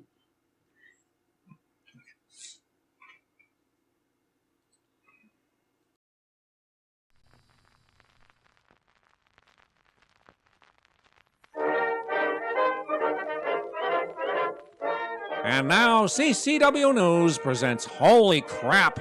This is actually happening! DNC Wrap-Up Edition, August 25th, 2024. I'm Chuck U. Farley. Democrat lobbyists tore down barricades, vandalized local businesses, and swarmed the stage at the DNC? The Democrats protesting themselves demanded the genocide of Jews. As a public service to the rest of the world, the DNC kindly offered to remove their own by deploying their mobile murder unit to offer free on-site vasectomies and infanticide. Speaking of freedom, Tulsi Gabbard left the Democrat Party and was immediately put on the high-risk list with the TSA. The designation forces Gabbard into extensive searches lasting as long as 45 minutes every time she tries to board a plane. These incursions involve thorough pat-downs, which this reporter feels has less to do with her threat to the nation than it does most anyone's desire to thoroughly grope Tulsi Gabbard. Several world leaders went into conniptions when they learned that Elon Musk and Donald Trump scheduled a conversation on the X platform. The EU's Commissioner for Internal Markets, Thierry Breton, sent Musk a letter warning him that the conversation that hadn't even happened yet violated their Digital Services Act for harmful content. Washington Post White House correspondent Cleve Wootson asked Press Secretary Jean-Luc Diversity Hire if the Harris-Biden cabal would intervene, and she assured him that they were on it. Just before the scheduled talk, a massive DDoS cyber attack took the platform down for 42 minutes. The CIA must have forgotten that they were hacking an engineer. The talk continued, although there were audio issues, as Trump was talking into a phone from several states away. The resulting and very common digital slush made Trump sound so much like Nancy Pelosi that it sparked rumors of a newly developed lisp, drunkenness, or even dental issues. mainstream media and Twitter trolls gleefully took to the airwaves to make fun of the perceived speech impediment, perhaps forgetting that they have spent the last 4 years using a retroactive struggle with a lisp to cover for Biden's dementia. Meanwhile, during a Harris rally in Massachusetts, the Secret Service broke into a local salon, covered the camera with duct tape, used the bathrooms, pillaged things off desks, allowed random rallygoers to do the same, and then left the camera covered and doors unlocked, just like the U.S. border. Since her website still doesn't mention a platform or even list a single policy she's running on, and the only 2 she's announced publicly she plagiarized from Trump, Kamala Harris's campaign has asked elderly white people to video themselves singing gospel songs about her. And they're doing it. I swear I am not making this up. On the first day of the convention, Ramblin' Joe bumbled his way onto the DNC stage hours past his bedtime while the backstabbers responsible for the bloodless coup held up condescending "We Love Joe" signs. He began to cry, although this reporter isn't sure whether it was because of the magnitude of the situation or that they had run out of Rocky Road backstage. After angrily denouncing Trump for things that Trump never did, angrily bringing up his dead son as he always does, and angrily saying he was the great uniter while denouncing half of the electorate, he then angrily reminded us of his 81 million votes, more than any politician has ever received in their history of time. He proceeded to lie about the economy, taxes, trade, international relations, and the border. Ousting him at the last minute and installing an unelected candidate has, he angrily assured us, saved democracy.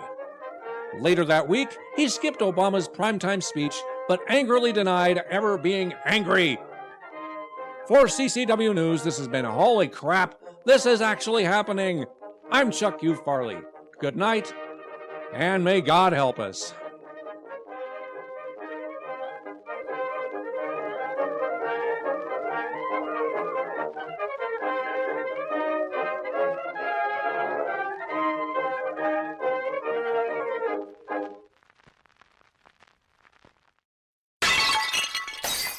Now, see, that's why we can't have nice things.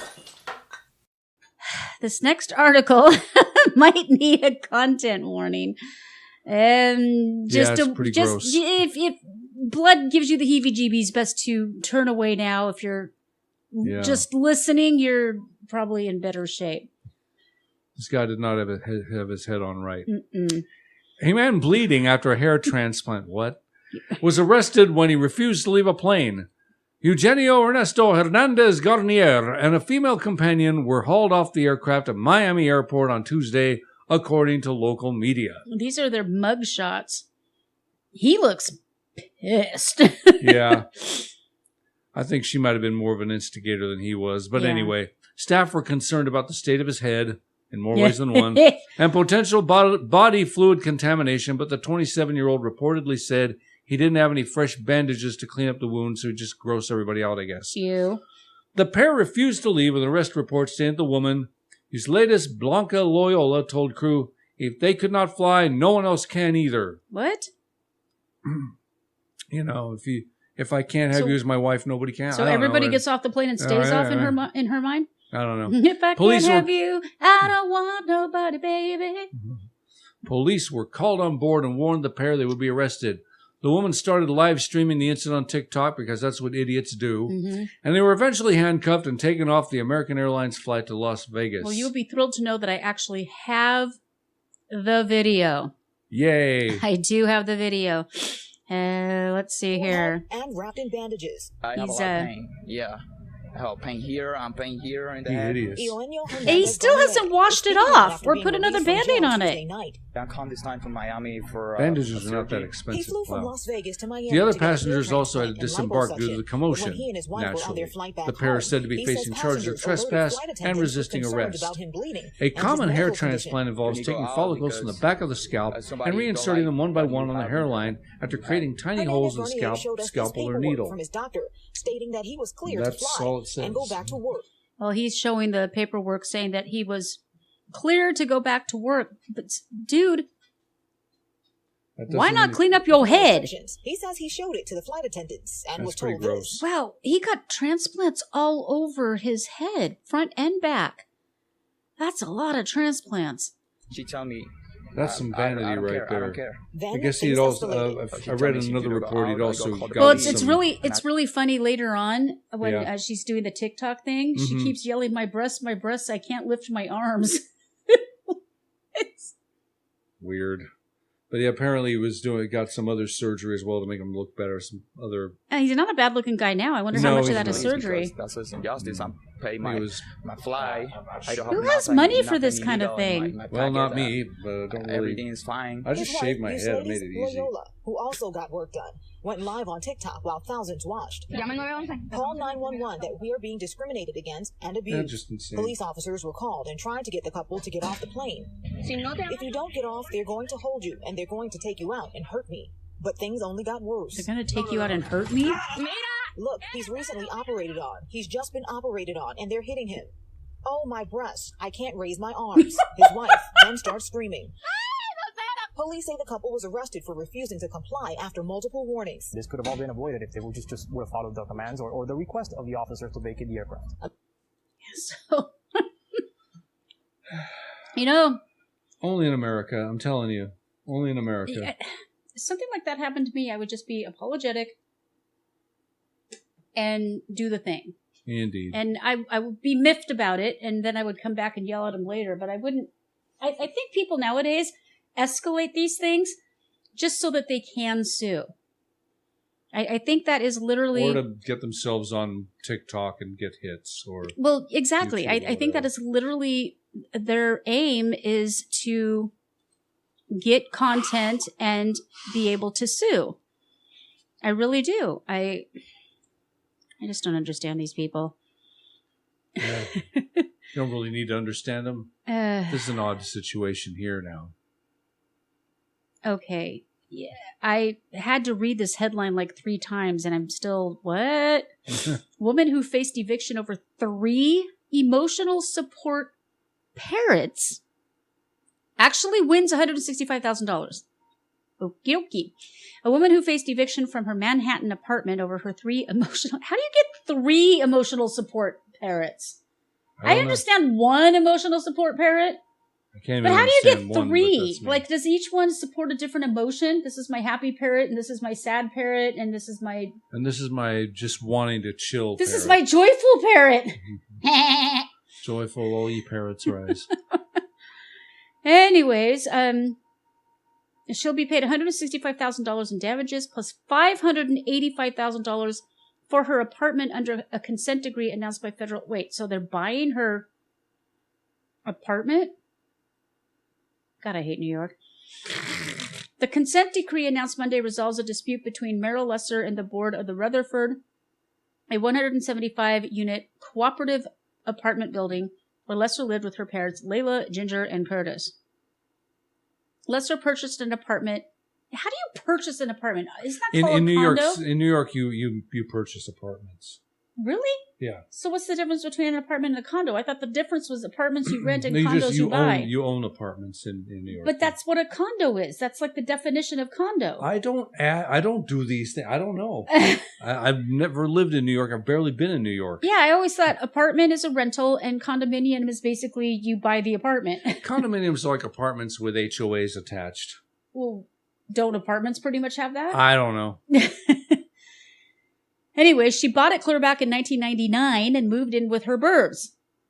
Way back in 1999. So neighbor Charlotte Coolin started complaining in 2015. Well, Charlotte can go sit on attack because Layla, Ginger, and Curtis were there first.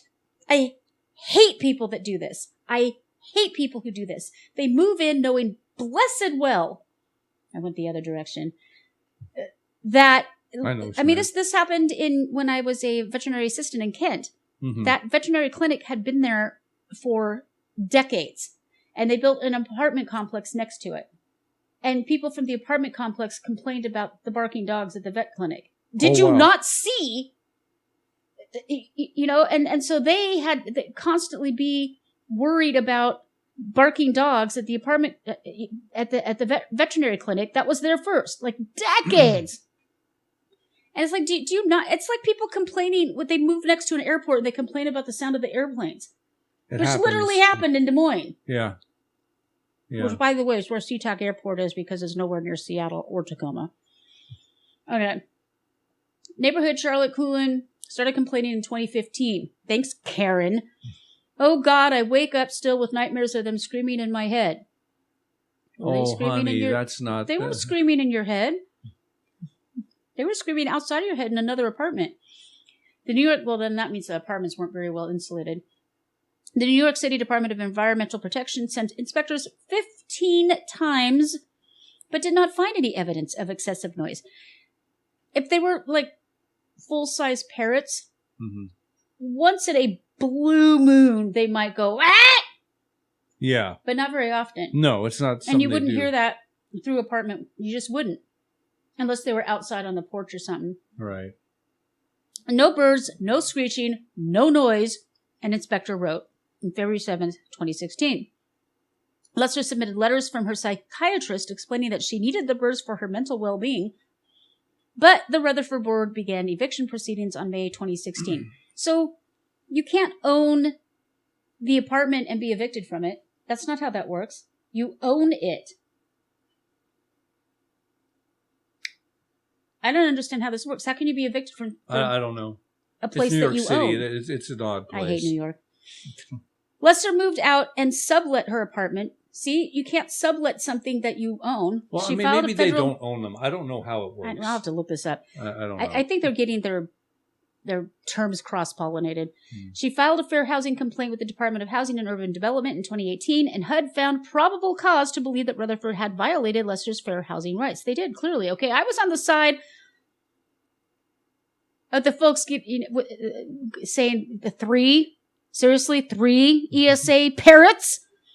But now I'm on the side of the parrots. They were there first, you dumb broad. Anyways, rather than... when I get really upset,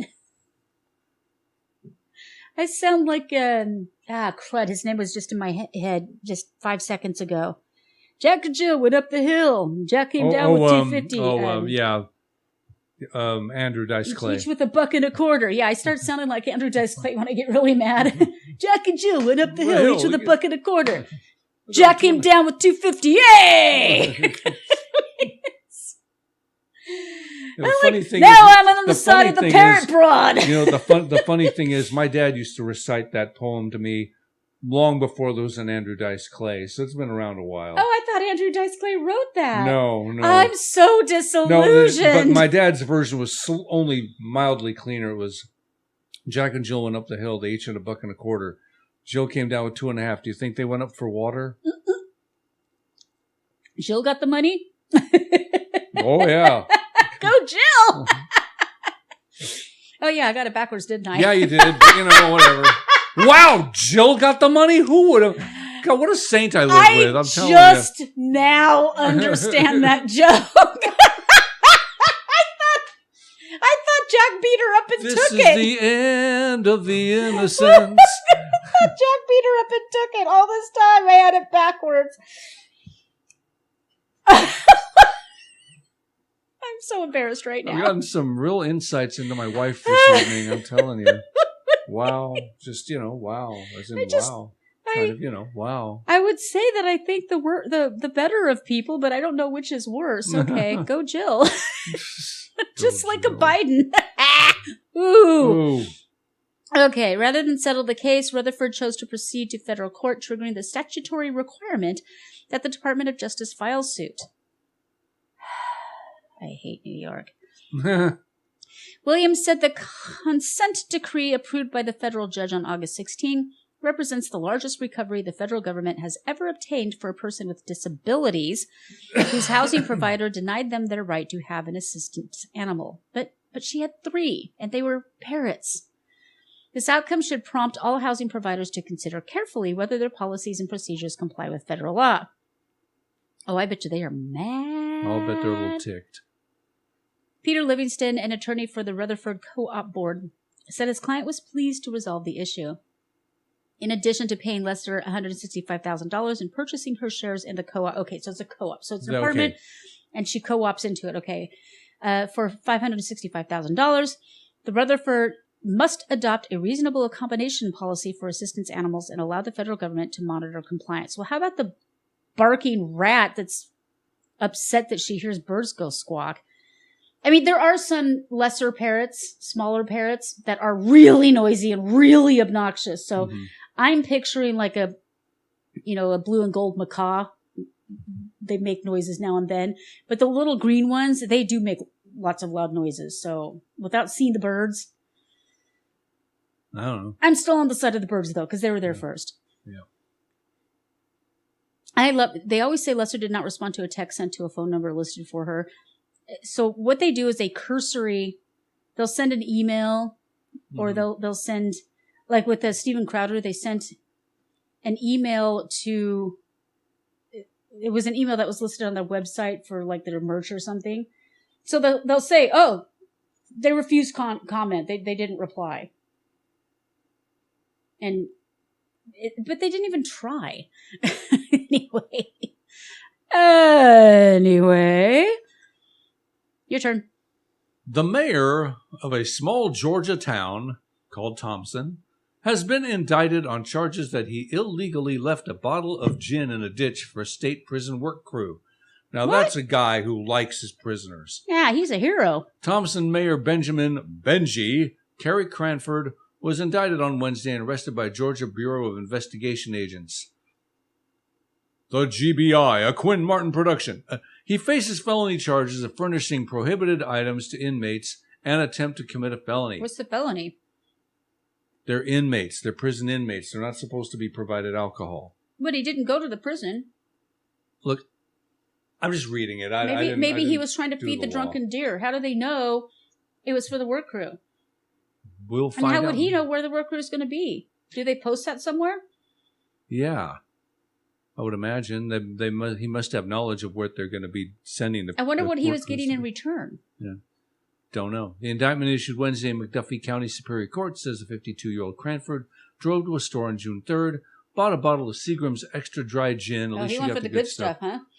The somewhat good stuff. And left it in a ditch along Georgia 150 in Thompson in the path of a work crew of state prisoners from the Jefferson County Correctional Institution. So they were probably already there, it looks like. Did they catch him gently lay it down in the ditch, or did he toss it out the window because the cop was behind him? Was it open? I have so many questions. Lots of them.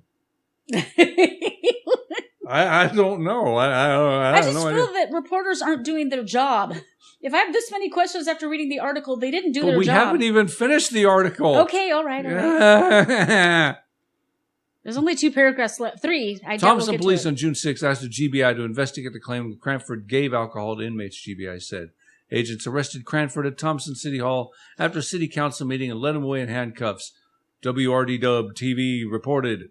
Cranford didn't answer questions from reporters after he was released from the McDuffie County Jail Wednesday on a $5,000 bail. See, they didn't tell us doodly. They told us more nothing. Okay, keep going. Court records didn't list a lawyer for Cranford. Who cares? He has other city officials, of course, declined comments. As we understand, the charges in this case are not related to Mr. Cranford's duties as an elected official. We do not have a comment because we don't want to stick our neck out. Cranford could face suspension from office until the charges are resolved if a panel recommends to Governor Kemp, Governor Brian Kemp, that the charges harm Cranford's ability to act as mayor. Some other officials have been suspended when they faced felony charges that were not directly related to their office. Cranford won election last year, being 12 and we don't care. Paving counter. So there's so many questions. Why did he leave it there? Because did they're they the pay AP. him? What happens? There's so many questions I have. See? Yeah. They didn't answer a darn one of them. Yeah. Yeah. Yeah. Yeah. Yep.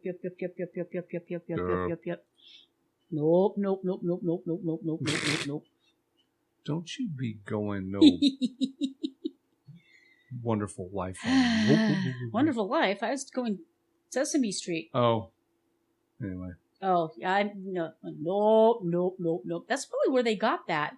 Probably. Lerv it. Okie dokie. Now, this is a deliberate misrepresentation, and she deserves to be in jail. There, I said it. There you said it. I said it. Yeah. Chicago woman arrested at Indiana Applebee's after argument over all-you-can-eat a deal. And here is our didn't do in all her glory. Actually, she looks rather proud of herself, if you think about it. Yeah. All right, let's see what we didn't do. A Chicago woman was arrested at an Indiana Applebee's after an argument occurred over an all-you-can-eat deal earlier this month. Of course, her name is Shanisha. Shanisha Cobbs, 28, was charged on October 2nd with disorderly conduct. About 8:38 p.m., Portage police officers responded to the Applebee's Bar and Grill, don't care, for a reported disturbance. When officers arrived, they heard several people yelling and screaming. A woman spoke to police and said that she, along with Cobbs, another man, and several juveniles, were involved in an argument with the Applebee's manager. Another man.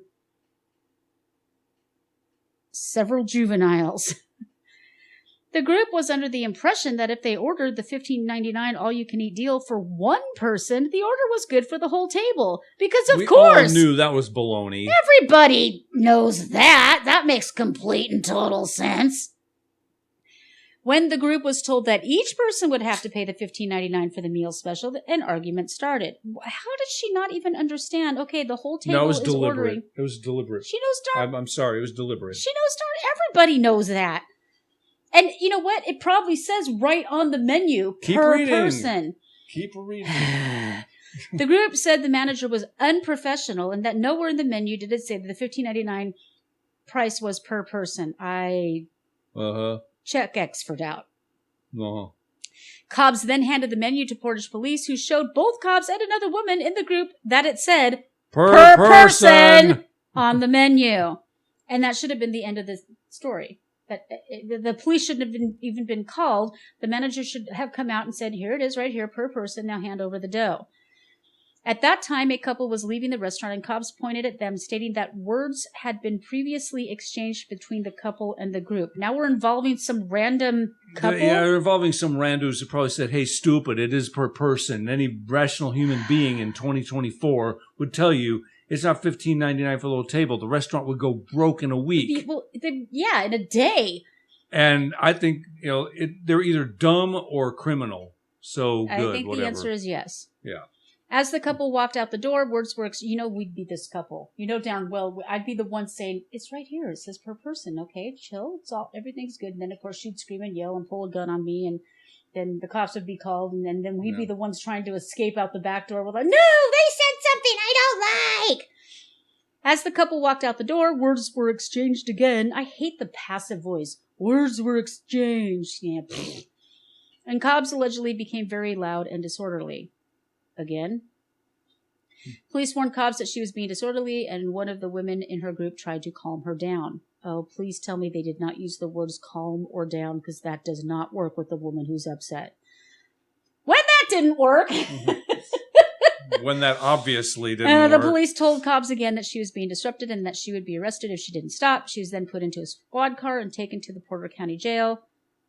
Her group did end up covering the entire bill. So at least there was an amicable outcome in that particular case.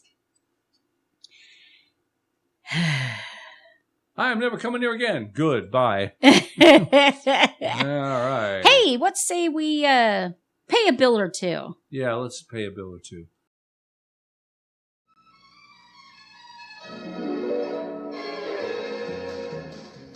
At Goggle, we're celebrating our 25th anniversary. From our humble beginnings as a search engine with a catchy name, we have become more essential to your life than God. From our #1 search page to YouBoob, from our crime books to our Scamdroid phones, we have made your life easier by controlling your thoughts for you and influencing every move you make. And we couldn't have done it without you.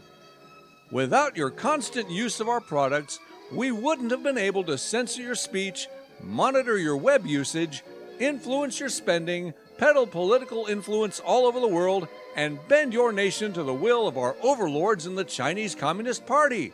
Best of all, we are even now controlling the political process in the U.S. to ensure the 2024 elections of politicians who will keep this going. Thanks, America. As we look forward to our next 25 years, we look with optimism to the day when we own half the world's economy, 90% of the media, and the distribution of all the essentials of your lives. Until then, remember to just say, "Hey, Goggle!"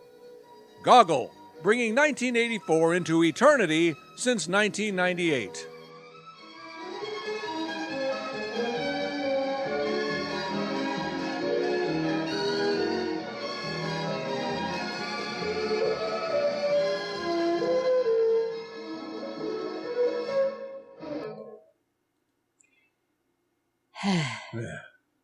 Yep. Do you ever just feel dirty when you take on a sponsor like that? Yeah, but we needed the dough. We needed the dough. Please go to our website, CounterCultureWISE.com. CounterCultureWISE, yeah. Drop everything. We don't have to kowtow to these insane companies anymore. Drop everything. Head on over, do the thing. Yep, do the stuff. Okay. And off we go.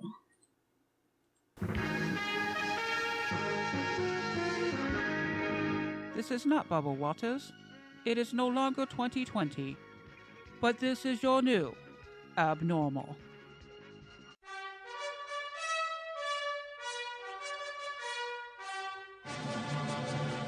I ran for president in 2020 because of what I saw in Charlottesville.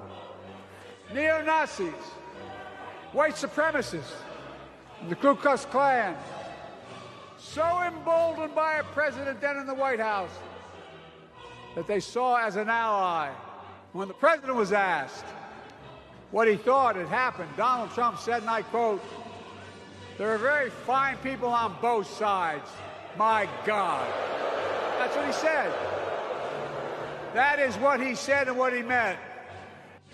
And you had some very bad people in that group, but you also had people that were very fine people on both sides. You had people in that group that were there to protest the taking down of, to them, a very, very important statue and the renaming of a park from Robert E. Lee to another name. You're changing history, you're changing culture, and you had people, and I'm not talking about the neo-Nazis and the white nationalists, because they should be condemned totally. But you had many people in that group other than neo-Nazis and white nationalists, okay?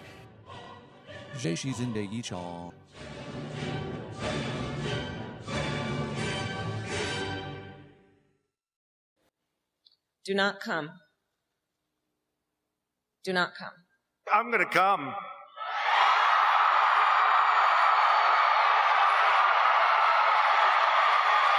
Oh.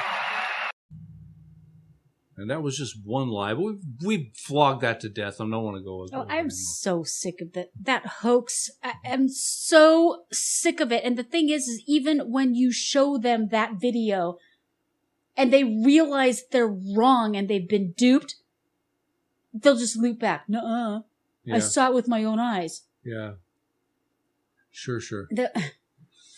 I mean, families have broken up over this. Yep. Seriously. Now, speaking of liars, we have a potential liar heading to Washington, D.C. He's not a potential liar. He is an absolute liar. The guy is... Well, I mean, what I meant was there's a liar who's potentially headed. Okay, I see what you're saying. I got the words mixed up. This guy's a piece of work. So, thank you for your service. You didn't have to lie about it. 50 Republican military veterans, 50, serving in the U.S. Congress. Isn't that as many as former FBI agents that lied about Hunter's laptop? Yeah. Or was it more? I don't know. Yeah. They sent a letter to Democrat vice presidential candidate Governor Tim Walz, harshly condemning his lies about his military service. They said in the letter, which was released as Walz ready to deliver remarks at the DNC, the office of the vice president is a position that requires the trust of the American people and a solemn commitment to duty on behalf of the United States of America. As veterans who have served our nation, we feel compelled to address your egregious misrepresentations and urge you to come clean to the American people. And the thing I don't understand, number one, why? Why he achieved a high rank. Yeah. And he served with honor and dignity, and then, chickened out at the last minute when he might have actually seen some action. But what is the motivation to lie about your rank? I don't know. What could possibly be gained from that other than his whole thing about how he was the highest ranked officer to ever serve in the Congress, which is also a lie. Yeah. But why take something that you could have used for good and turn it into just a lie? He just wants the brownie points so he's more electable. I don't know. The Republican member said Waltz should be proud of his service in the National Guard, but added, there is no honor in lying about the nature of your service. They wrote, repeatedly claiming to be a retired command sergeant major when you did not complete the requirements was not honorable. Nor was it honorable to claim to carry weapons in war when you had not served in war, and abandoning the men and women under your leadership just as they were getting ready to deploy was certainly not honorably. And he lied about all of that. He never carried a weapon of war. He falsely claimed he was a retired command sergeant major, the highest enlisted rank in the Army, when he was actually a retired master sergeant. Which is still badass. It's still badass. You just let it happen. He also falsely claimed he carried weapons in war when he had never deployed to a combat zone. To be blunt, when you falsely claim military service that did not happen and abandon your post, you diminish the real sacrifices made by veterans who did serve in combat, they wrote, adding, the honor of wearing the uniform is earned through dedication, bravery, and an unwavering sense of duty. You have displayed none of these characteristics as you have lied your way through a political career launched on the foundation of a title you did not earn and combat deployments you did not take part in. As a result, America's veterans and service members are rightfully concerned about what would happen to them should you ascend to the presidency. When America asked you to lead Could you your imagine troops that effeminate liar as president? When America asked you to lead your troops into war, you turned your back on your troops. You have violated the trust of our brothers and sisters in arms. Their blood, sweat, and sacrifice are the only reason our nation is able to exist. Until you admit you lied to them, there is no way you can be trusted to serve as vice president. It then lists all 5,000 of them who signed it. So, they're all U.S. representatives. Yeah. Yep. So who is the highest ranking officer in the Senate? Because he wasn't, because he lied. And there was somebody who... There was a lieutenant general in there, yeah. Brigadier general, that's high up there. So there's some generals, some colonels and generals in Plus there. he's a bacon. So, yeah. What a piece of work. And that's the thing is, Biden does the same thing. He just lies about stupid, inconsequential stuff. It's like, why would you lie about that? It doesn't help you. It just makes you look like a jerk. And no, there's... And you don't need to... And there are millions of people who are about to vote there is for that a jerk, huge so. difference between telling a big old whopper, like, I served in this part of the military, I got this title. Mm-hmm. I mean, he never even was a coach, and they're still calling him coach. He wasn't a coach. He was the guy who wasn't good enough to be coach. He was assistant coach.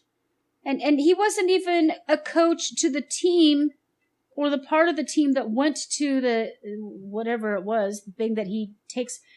Basically, he takes credit for stuff that he wasn't even there for, which is exactly what they're constantly accusing Trump of doing. I mean, if you want to know what the Democrats are up to, just look at what they're accusing their opponents of. That's all you need to do. And that's all you need to do. All you need to do. This one... It doesn't surprise me. England has fallen. It's done. Europe has just become trash. I mean, the EU was a really bad idea. Always was. And then with Brexit and everything, you still have people that are fighting that for some reason. And then what they're doing with immigration, and now they've gone full censorious dictatorship. There's people in jail for speaking. The church is lessening its influence because of things in the worst possible way. Is the Church of England Catholic? That's a Catholic No, church. Church of England is Anglican. Oh, okay. So they're doing even worse than the Pope's doing, because the Pope is garbage. I'm so glad I'm not Catholic because the Pope is just garbage right now. He's not the best we've had. No. So apparently, they're increasingly dropping the word church in favor of relevant and modern sounding descriptions such as community. The Anglican, appears to be increasingly avoiding the word church when discussing the creation of new worshiping communities and congregations. By the way, prisoners in your jail cell, that's a community.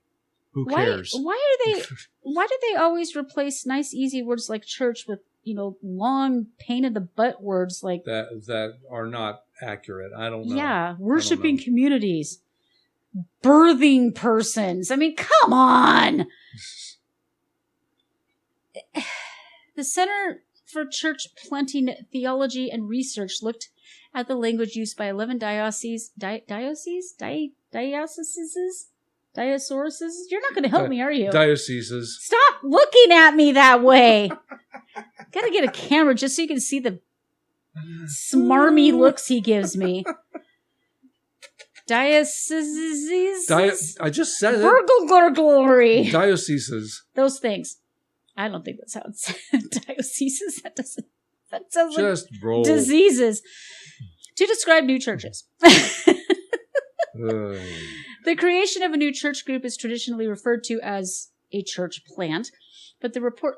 Why is the period outside the quotation marks? Is that a British thing? It's a British. No, that's just wrong and evil. That's bad. No. I don't really want to go there. That's like beans on toast. Bad. Boo! Shame on you. It's all beans on toast. I don't know. I've never tried it. But the report, now I want to go have beans on toast just to say I've had it. Well, there you go. We got beans, you got toast, you got life.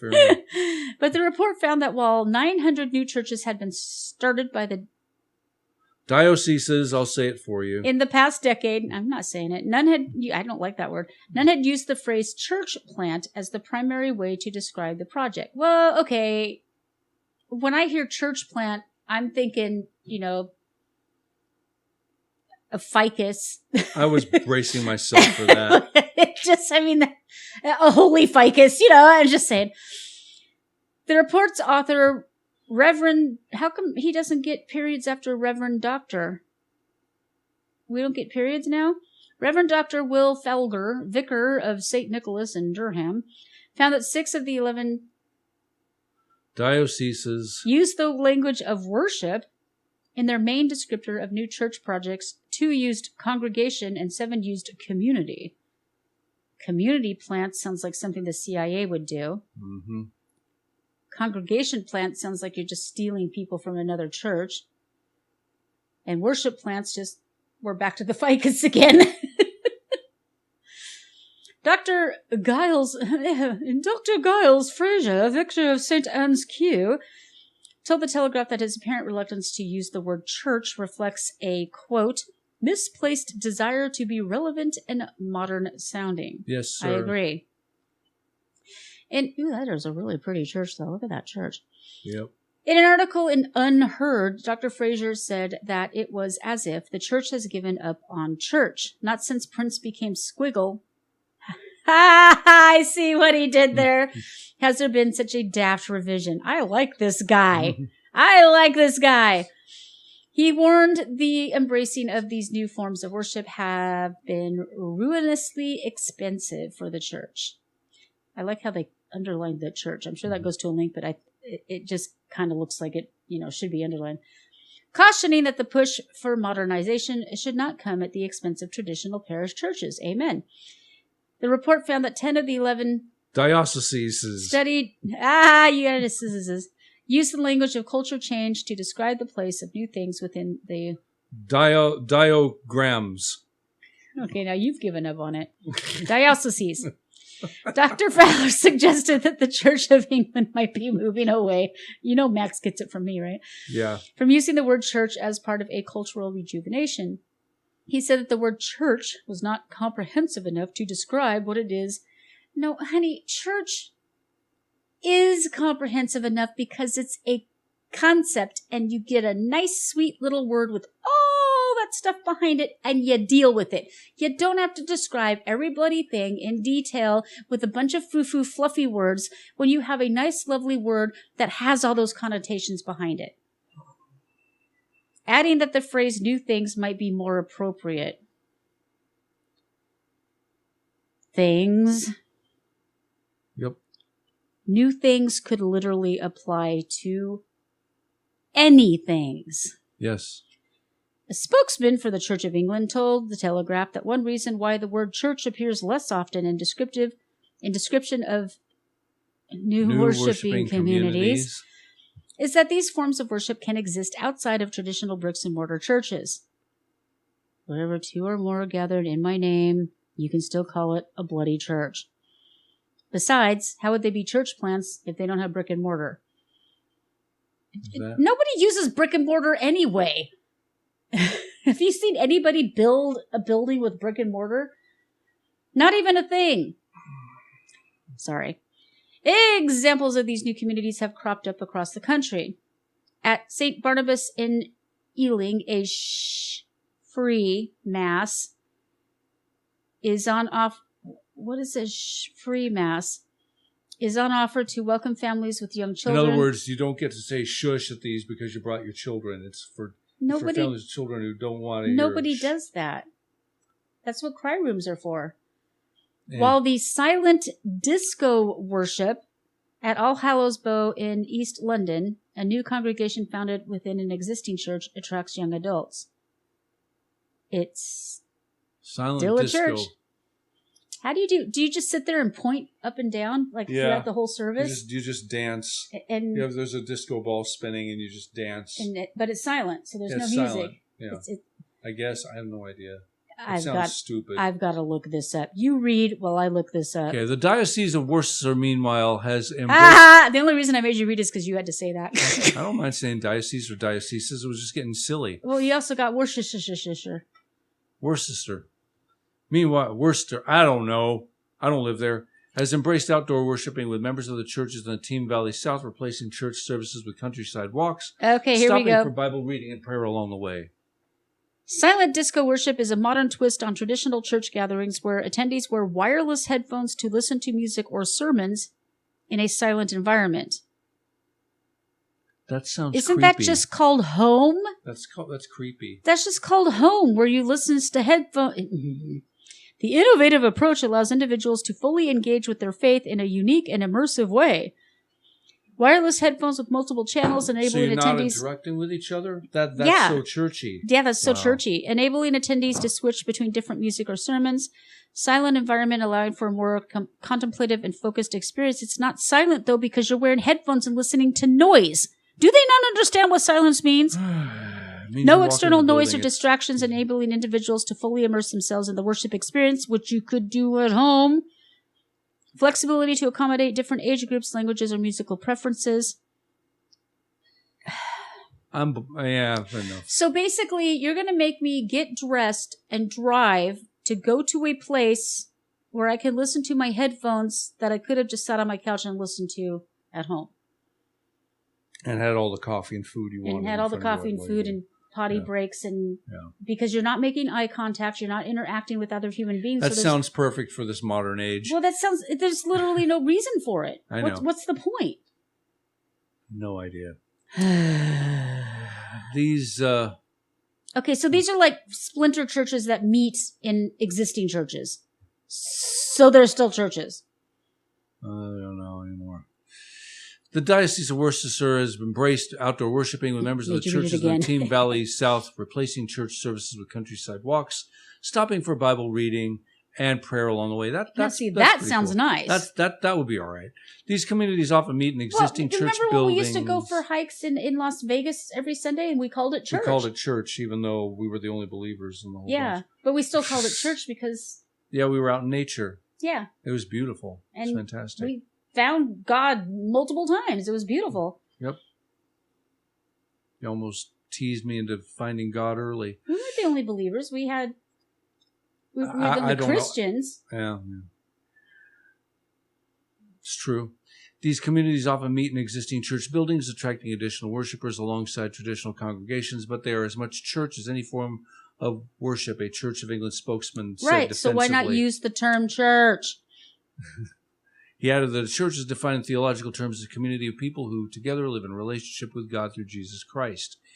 In his report, Dr. Folger acknowledged that this change in language by the church is forcing us to redefine what we think a church is in the Church of England. No, it's not, because the definition he gave us is exactly what they were saying it was. So, here's the definition of the word we don't like, but the new thing is going to still mean the exact same thing. They're doing that with DEI, by the way. They're still doing all the DEI crap, but they're just giving it a different name. They give it a pretty new name every week or so to evade those of us who believe that merit-based promotions and merit-based hiring. Right. And as long as I live, I'll never understand why colored people is evil, but people of color is okay. But I don't want to. I don't like either one of them. That was you. That was not me. I ain't saying no. I don't like either one of them. But for some reason, if you say, which I wouldn't, because I don't give a crap what color your skin is. That's just stupid. But if you say colored people, wasn't that a movie with Whoopi Goldberg, The Colored People? I think that was The Color Purple. Oh, okay. Speaking of entitled, incredibly rich people, did you hear what Oprah said? Oh, I have no interest in anything Oprah says or does. I think Chuck reported on it. I think Chuck talks about it. He did. All righty. Well, I'm done. Are you done? Obviously they're. Are we all done? England has fallen. England is gone. Oh, criminy. But we don't end on those kinds of notes. No, we do not. We like to end on a high note here at CounterCultureWISE because we report on news of the weird, wonderful, and wicked, but then we get back to wonderful. And this one is a little different than what we've done before. Mm-hmm. And I'm going to play the video, but we're going to talk over it so we don't get DMCA'd into oblivion. God willing, and the quick don't rise. DMCA.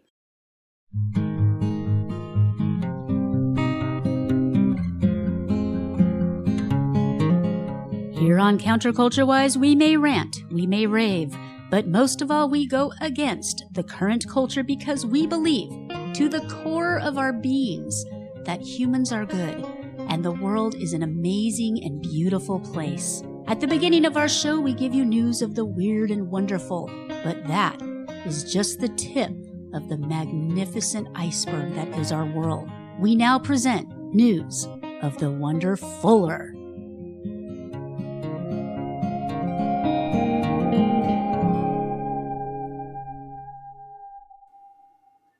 This story really moved me, and just seeing this photograph on this article is just amazing to me.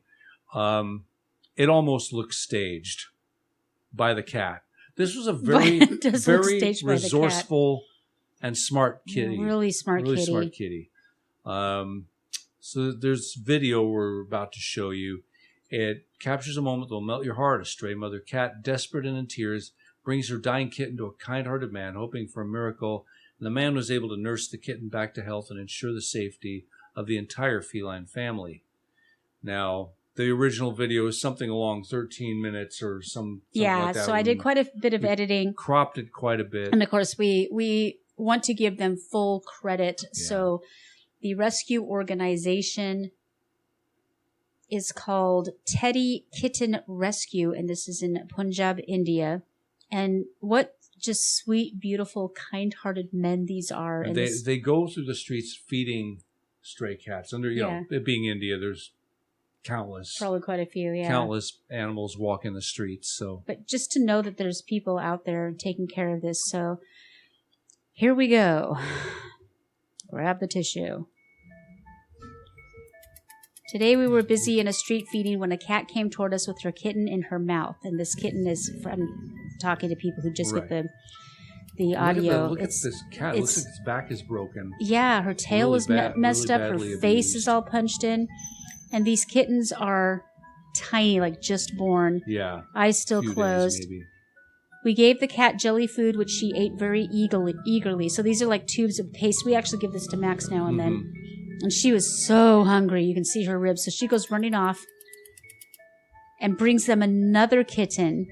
They're just a few days old, he says. And you can hear the little mew mew. We were quite surprised to see the injured condition of the cat. Yeah, her face is messed up. She must have given birth to kittens just a few days ago. So she runs off, and this time they follow her, who has treated her so badly in such a condition. Obviously, this wasn't written by English speakers. Right. So she leads them behind a bush where there's a clay pot. Where there were a few more cats. There's a few more kittens. After some time, the cat started moving in a direction as if she wanted to take us somewhere. And they find, I think, 2 or 3 more kittens. The cat stopped at a place. It's behind a bush in a broken clay pot. And there we found 2 kittens in a clay pot. And they're little black and white and mottled kitties. Adorable. Little spots. We felt so sorry for the cat. So now she goes running off, and we followed her at a place, and another kitten rolled down from above, so he was in a little dirt heap. So now we've got 5 kittens. Yeah. And they tried to feed her kibble, but she just wouldn't take it. She's too out of it. But the kittens are nursing, and she feels comfortable. Mm-hmm. So they said we offered the cat crunchy cat food, but she seemed disinterested. Some man off the street came and told them that the cat has 6 kittens, so we still have 1 missing kitten. Mm-hmm. He said they keep moving them. So the story was that after some time, the cat brought another kitten to us, and here it comes. And this is where that picture comes from. Shape. This kitten is not doing well. Our team member immediately took the kitten to the vet. So now she's a little more relaxed. She's eating more of that tube food. The kittens are nursing. She's so hungry. The treatment of the unconscious kitten is ongoing. So they actually hook it up to a little oxygen. The vet said that the kitten had this condition due to heat stroke. So now they've got all the kittens are cleaning up their faces. They said if they had delayed any more, the kitten would have died. The vet assured us that the kitten would recover quickly. So now we're getting shots, we're getting cleaned up, we're getting dewormed. Everybody gets a checkup. Mama's face gets cleaned up. Look how good she's taking that. Yeah. They're putting stuff in her eyeballs. She- Poor I Max think had to go through this when he was a She kitten. senses that they're trying to help her. Yeah, out. the cat treated her wounds. And now she's in the rescue. This is the scene. She's going here and there and looking around. So there's beds everywhere, and a little bit of AstroTurf and all kinds of toys and everything for the cats. And Mama's still searching all the corners. Looks like her tail got docked. And it says, please relax, your adorable cat. Your kitten will be returned to you soon. So she's looking around. Now she's nursing the 5 kittens. And there's other little kittens that they've rescued floating around. She's finally doing what a mama kitty should do. She's flexing her toes, and the kitties are nursing. She already looks like she's gained a little bit of weight. There's And other as cats in the soon as she community. saw the 6th kitten, she started licking it. Yeah. Now she's cleaning herself, and that's a good sign because that means she's comfortable. The recovered kitten is looking active like the rest of the kittens. It's eating. It's been fully recovered. Most of the cats get along with these cats. Mama's face has been treated.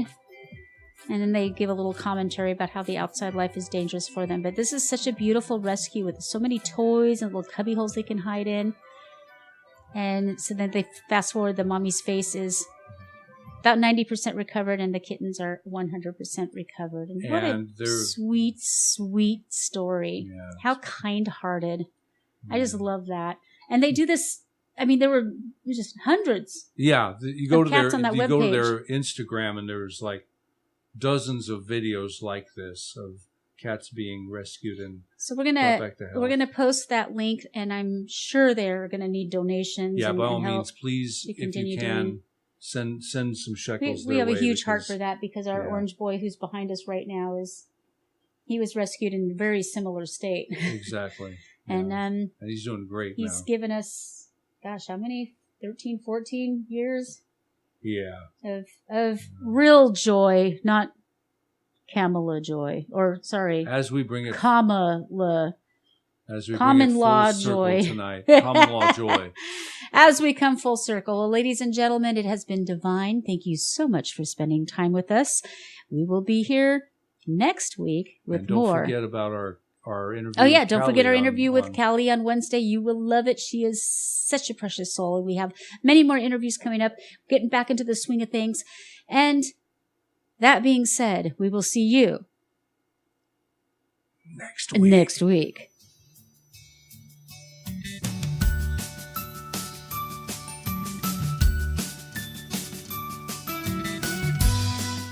CounterCultureWISE is a Stormcat production. Thank you for joining our growing family of listeners. All links from the show are available on our website, CounterCultureWISE.com. Find our archives on any of your favorite podcast hosts. We engage in satire, commentary, and generally laugh at the ridiculousness of our crumbling society. Our only medical or financial advice is to not follow any financial or medical advice given by podcasters. Our animations, interviews, Holy Crap segment, and other videos are put out on BitChute and Rumble, and only in part on YouTube because they hate free speech. Our show is entirely funded by listeners like you. Visit our ever-expanding merch store or our Subscribe Star, where you can get outtakes, extra videos, and sneak peeks. If you would like to be a guest on our program, feel free to contact us via our website. Just click on the link at the top that says, Be a Guest on Our Show. For more fun and cat pics, please visit our Facebook, Twitter, or Instagram. For complaints about our show, please fill out the ID10T form on our website, and we will give it the attention it deserves. Meanwhile, no matter how cruel the world may be around you, always remember the importance of kindness. Be kind to each other, be kind to animals, and be kind to yourself. See you next week.